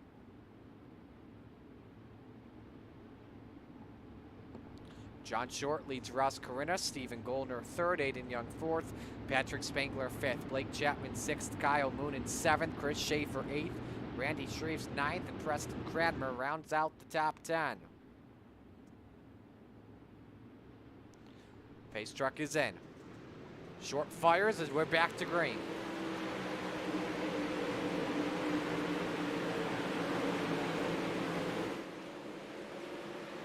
Hold serve, Corinna still second, looking like the moves coming from Patrick Spangler, wants Aiden Young for fourth position.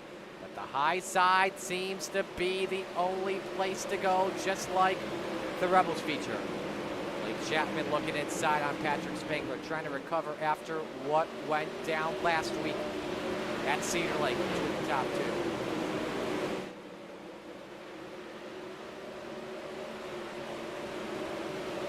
That run on the bottom. Meanwhile, the battle for second. Stephen Goldner on the outside up on the thick cushion, just like how it was in the Rebels feature. He's up to second on Ross Corinna. High side is working out. Low line doesn't seem the place to be, and everyone trying to avoid Ross Corinna. Hang on, we're under caution. And it's Joe Backus on his side, and that thing is not going nowhere in the A&J machine. Your mountain will show us what happened. Racing with John Hine. Now they just simply touched. 360 for the Professor, and Aldridge with nowhere to go.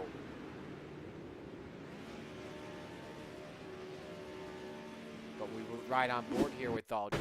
You see, he has nowhere to go. Let's show you. Committed on the outside.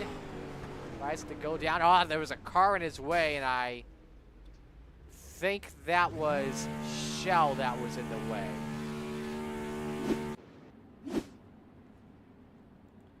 Backus and Aldrich both in the pits getting their quick repair. As while we're at it and still waiting to go, Green Flag Racing gives us an opportunity to show you what is coming up here on the Coast to Coast Racing Network. For the rest of the week, tomorrow is the hope for you, the UMP's 305 and 360 sprint cars starting at 7 p.m. Wednesday night, Veterans and First Responders Night. We've got the Vets Only with the 305 sprint cars, along with Midgets at the Chili Bowl and 410s at Knoxville. Thursday is Thursday Night Thunder with the Modifieds, 358s big blocks and late models at Charlotte. Friday Night Lights at Charlotte with 358s crate late models and 305s. And the next week for us, we're at Fairbury. All the action presented by Cool Ray, Icon Simsport, Super Dirt Car Series, and Oshaweek Speedway, respectively, except for Monday nights. Except for Friday nights. Back to green.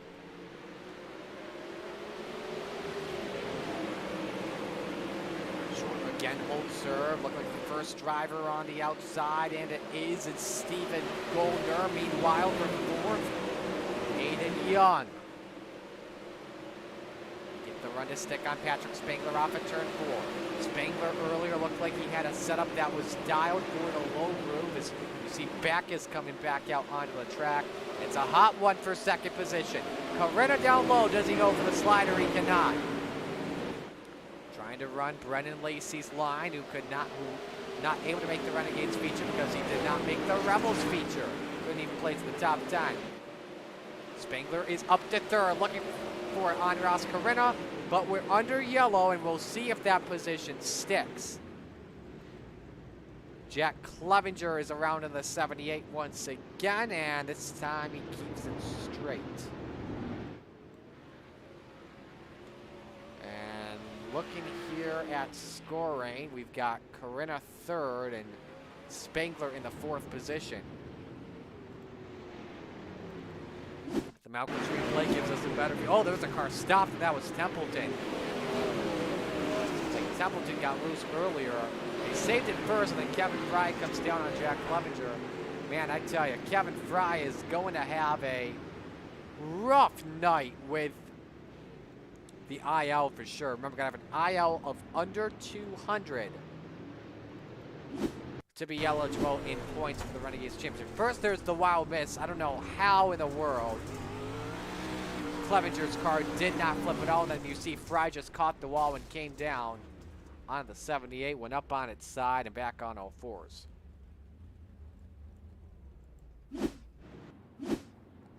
Clevenger uses his quick repair, gets back out onto the track, and let's take a look here. We will see 1 lap to green this time by.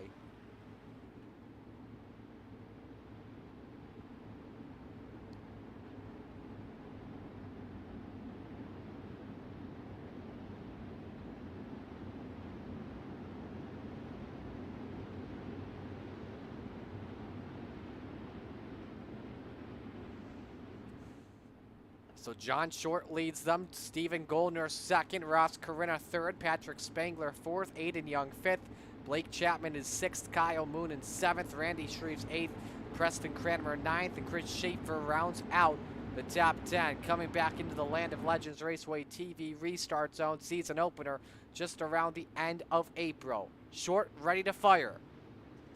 He's going late here. Trying to catch Goldner sleeping.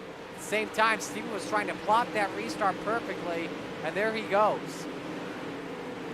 Oh, but he got a little bit tight. Corinna, let's see if he can capitalize. But Spangler immediately up to the front wing for third position. Spangler may want second here on this restart. Does it work out? No, it does not, but he gets a position. He's up to third and secures it. Rides the cushion once again, but now Stephen Goldner all over John Short looking for the race lead. He's got a fight on his hands with Spangler for second spot on the track. Meanwhile, Corinna has fallen into the arms of Aiden Young, Blake Chapman, Kyle Moonen, and company. Stephen Goldner riding the outside, John Short keeping it on the baby bottom. A little bit surprised considering the outside is the groove to go. Here comes Goldner looking for the race lead. And he's got the run off at turn 2. John Short trying to slam the door. He cannot. Short may have to think about getting defensive here, but off of 4, you got a new leader. Stephen Goldner, first lead change of the evening. And so John Short falls back to second, but may fall back to third. Spangler looking up on the top shelf where Mama hides the cookies, where pretty much there is no cushion, a very thin cushion in 3 and 4, and Spangler's got P2 at the line. So Short has, oh, he fiked it, caught the wall, and now loses even one. He was losing about half a second a lap to Stephen Goldner and may be losing a chance at the podium here. Aiden Young looking to close in alongside Blake Chapman. Meanwhile, your top 2 both riding the high side, and Stephen Goldner and Patrick Spangler. The gap is down to about a quarter of a second. Last time by, Spangler was faster by just about a tenth and a half. See what happens off at 3 and 4. Check the lap times this time.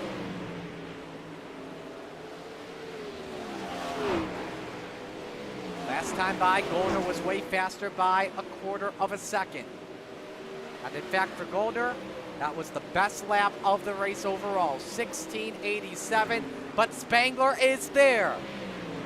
17 laps are completed. Spangler touches the wall, does a wheelie, and they're just trying to hold on to it as much as they can. As John talked about earlier in the Rebels feature, there's that little Supercross-like bump in turn number 2 that you gotta be very careful about. They are approaching lap traffic in the hands of Bob D. Good and Joe Canellis.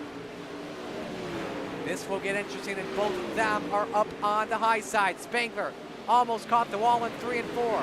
Goldner goes low to try and see what he can do, but Moonen wants to run off the corner and has to slow down because of it. Can he get away? No! Canellis closed the door on him, and that slows up the momentum, and Spangler's not going to like that for sure. Has to go to the bottom of the racetrack. The back markers are keeping it up on the top side, and everyone else has to go to the bottom. 10 laps to go.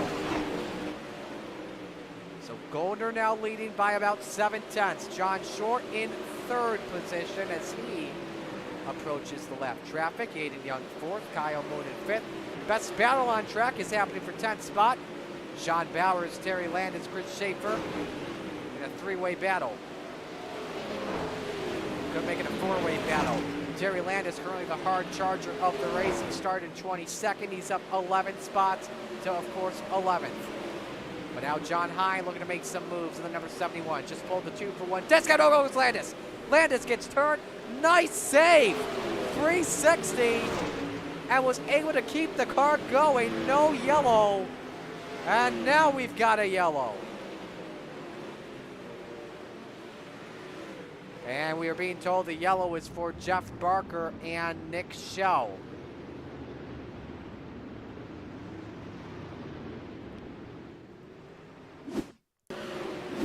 Here's what happened off of turn number 2, I believe this is.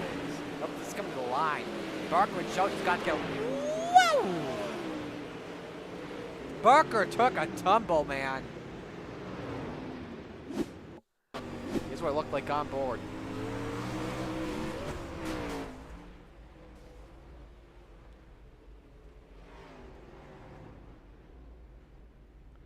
Looks like a Kia Optima at Daytona. Now, for those wondering, now people are like, what is that reference? Well, let me tell you why. If you drive a Kia Optima at Daytona, especially on the legacy side, and you go around on a wild ride, chances are your car will go flipping like a sprint car. So that's the yellow that Patrick Spangler wanted as we come to 7 laps to go. I think Spangler believes that he's got a better car on the long run compared to Steven Goldner. We'll just have to wait and see.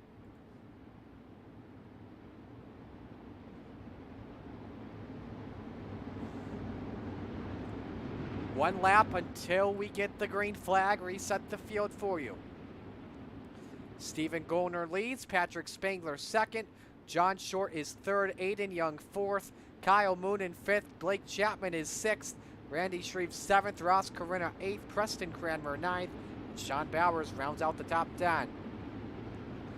Now, will the leaders go low on this restart like they did last time, or will they decide, let's run the top side of the track? Goldner fires, brings them back to the Land of Legends TV restart. And this time they go high. John Short, the first one on the bottom. Remember, that's how he lost the race lead. And Spangler's right there. Spangler's right there. Does he send it to the bottom? Slide job, City. Patrick Spangler to the point. Almost biked it off for 4. New leader. Spangler to the point with 6 to go. But now Goldner tries to fight it back in 1 and 2. Doesn't work for him this time, though. Short still running in the 3rd position. He tries it this time on the bottom. This time, 5 fingers. Hey, we're seeing Spangler in the lead, and it comes when it is crunch time for the driver of the 39. But Goldner trying to fight it back on the bottom. Spangler almost caught the wall on a 4 with 4. Let's go. Oh, there they go. Big wreck. Aiden Young know how they save it. Kyle Moonen was also a part of that. Loses about 4 spots. 4 wide off the 2. You wanted the best. You got him 4 abreast. Wild racing between Moonen and Young. I don't think they're happy with each other. 3 to go, though. The battle for the lead is still on between Spangler and Goldner. Spangler last season contending for the championship. No wins, 6 top 5s, 3rd in the standings. Popsicles are up, 2 to go. Does Goldner send it into 1 and 2? Yes, he does. He tries the slide job. Can't get the lane to go. Gap increases to about 3 car lengths of a second. Spangler goes for the defensive line at 3-4. Yellow is out! And it's for Kyle Moonen. And this, ladies and gentlemen, changes everything as we are ready for overtime.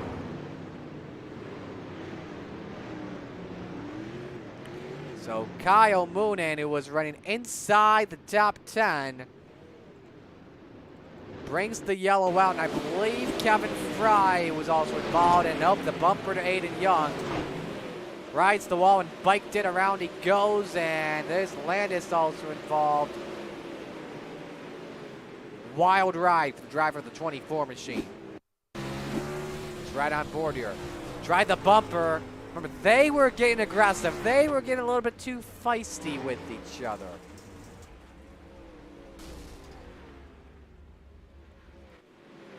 And Moonen's day is done.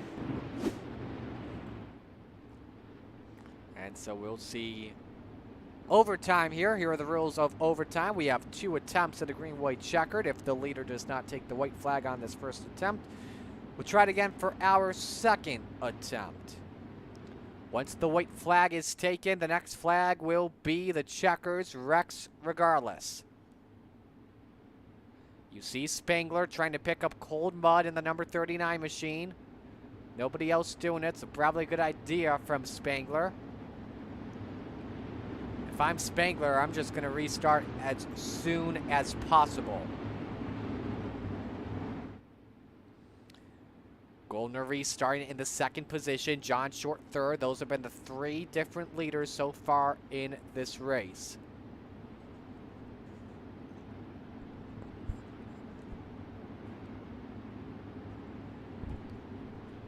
Here we go.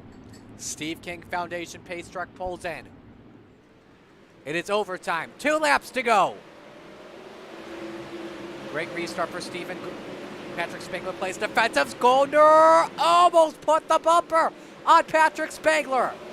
This time he goes to the outside. Goldner goes defensive. John Short looking. Goldner's got the run. Off of turn 4. Side by side. White flags in the air. 1 to go.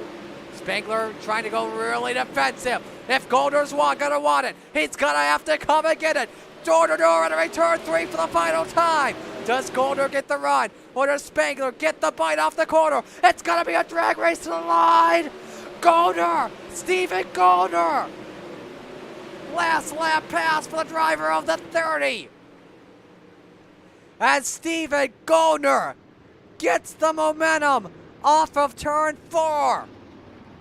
As Goldner takes the win in Knoxville tonight.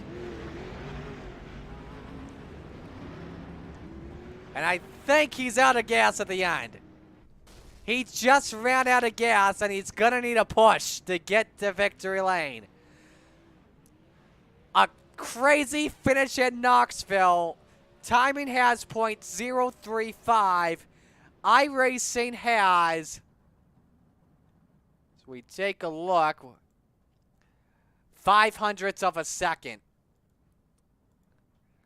But a great finish as Stephen Goldner gets it on the last lap pass.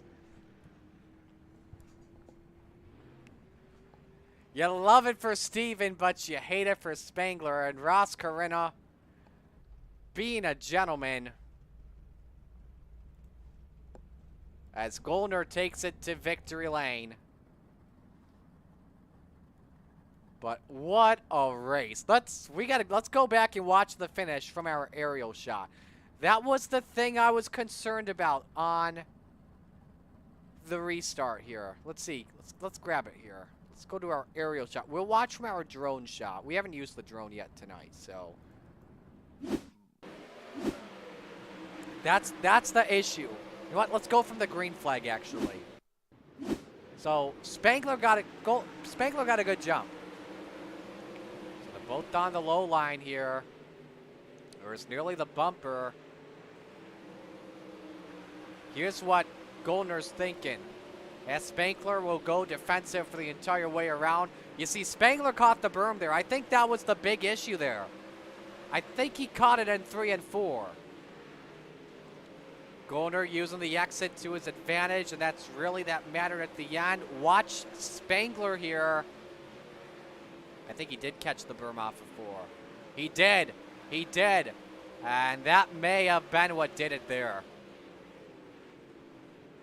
I can't tell you off the top of my head, though. Let's look back and show you how close it was. Let's go back and ride from Spangler in the slow-mo shot.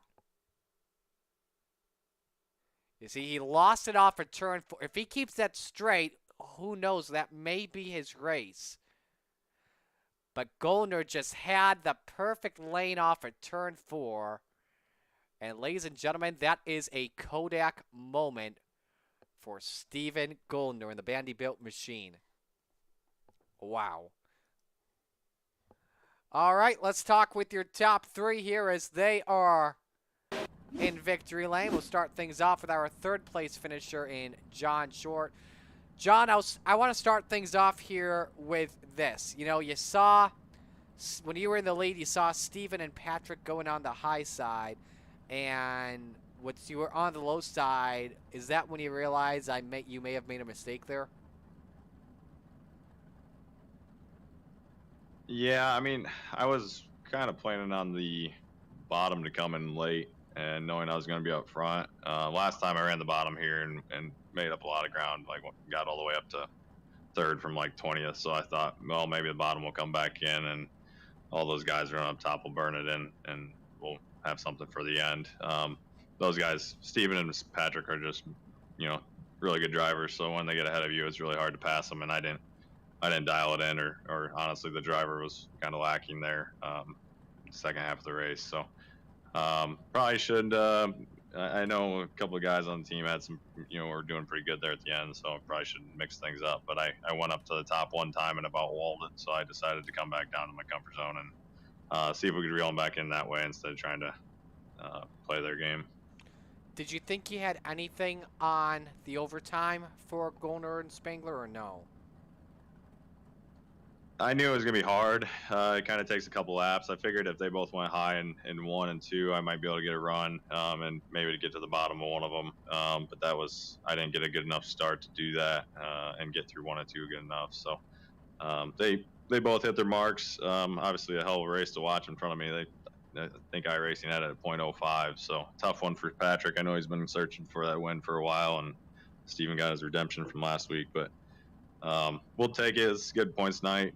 Sitting, third with no incidents. We should be doing pretty good after this one. I hopefully kind of redeem ourselves from last week after I screwed things up and got into it with Blake. So, but yeah, good night overall. Just probably could have been a little bit better if we would have made a better decision and changed the gears. But I wasn't really set up for the top. What do you want to give shout-outs to on your run tonight? Definitely got to thank the guys at Coast2Coast Sim Racing. A lot of fun, a lot of speed we got going on over there now. I got to thank Preston for the wrap, Epsilon Sprint wraps, Galen's homegrown popcorn, some of the best popcorn around. Go get yourself a bag of popcorn, and if you do, use the code CART and get yourself 15% off. Then also got to thank Kreitz Oval Track Parts and my wife for letting me do this, and you guys for putting on the race every night. So it's a lot of fun, and thanks for you guys for the broadcast. Great job tonight. Thanks, Marty. John Short finishing in the 3rd position. Patrick Spangler finished in 2nd. Patrick, I know you're gutted. Just take me through that final lap from your perspective. Just what are you thinking? Yeah, I don't think I'm ever going to win a Monday night race here as close as I've came so far. It was like 3 laps to go. I was smooth sailing on the top, felt comfortable, and I saw Goldner pull up beside me, and I thought maybe the bottom was quicker, so I went to the bottom after I seen him pull up beside me and stay in front of him, and then, of course, that caution comes out, and then I was just going to try to stick the bottom all the way around, and he had to go where I wasn't, and he made the top work in turns 3 and 4. Were you thinking as well maybe possibly about trying to go for a slide job perhaps in 3 and 4, or do you think that wasn't really going to cut it? I debated it, but I was going to scrub a lot of speed in 3 and 4, and I knew if he had a run that he might be able to pull a cut down, so I was just trying to make the bottom work, because I knew he passed me with it. I just got the momentum out of the turn on that, like right for the cautions. Who do you want to give shout-outs to on your run tonight? Shouts to Team SSR, you for broadcasting, Roger for putting on the league, Steve and John for running a clean race up front. It's pretty frustrating at the beginning, just getting the 4 and 3 lap runs like usual. So it was nice to get that long green flag run in there. Great job tonight, man. Thanks. Patrick Spangler finishing in the 2nd position. And now, ladies and gentlemen, it is time to go to Cool Ray Victory Lane, where we're about to talk with the pumped up Steven Goldner. Steven, last lap pass. How does that feel, man? Yeah, it's good. I mean, after the struggles last week, getting the win here and doing it, in a pretty big way. Patrick, I think he was a little bit quicker. If we didn't have that last caution, he would have beat me for sure. But, I just tried to do the opposite he did, make sure I hit my lines, pretty well perfect. And we ended up getting a pretty good run at a 4 and was able to drag race and beat him to the line.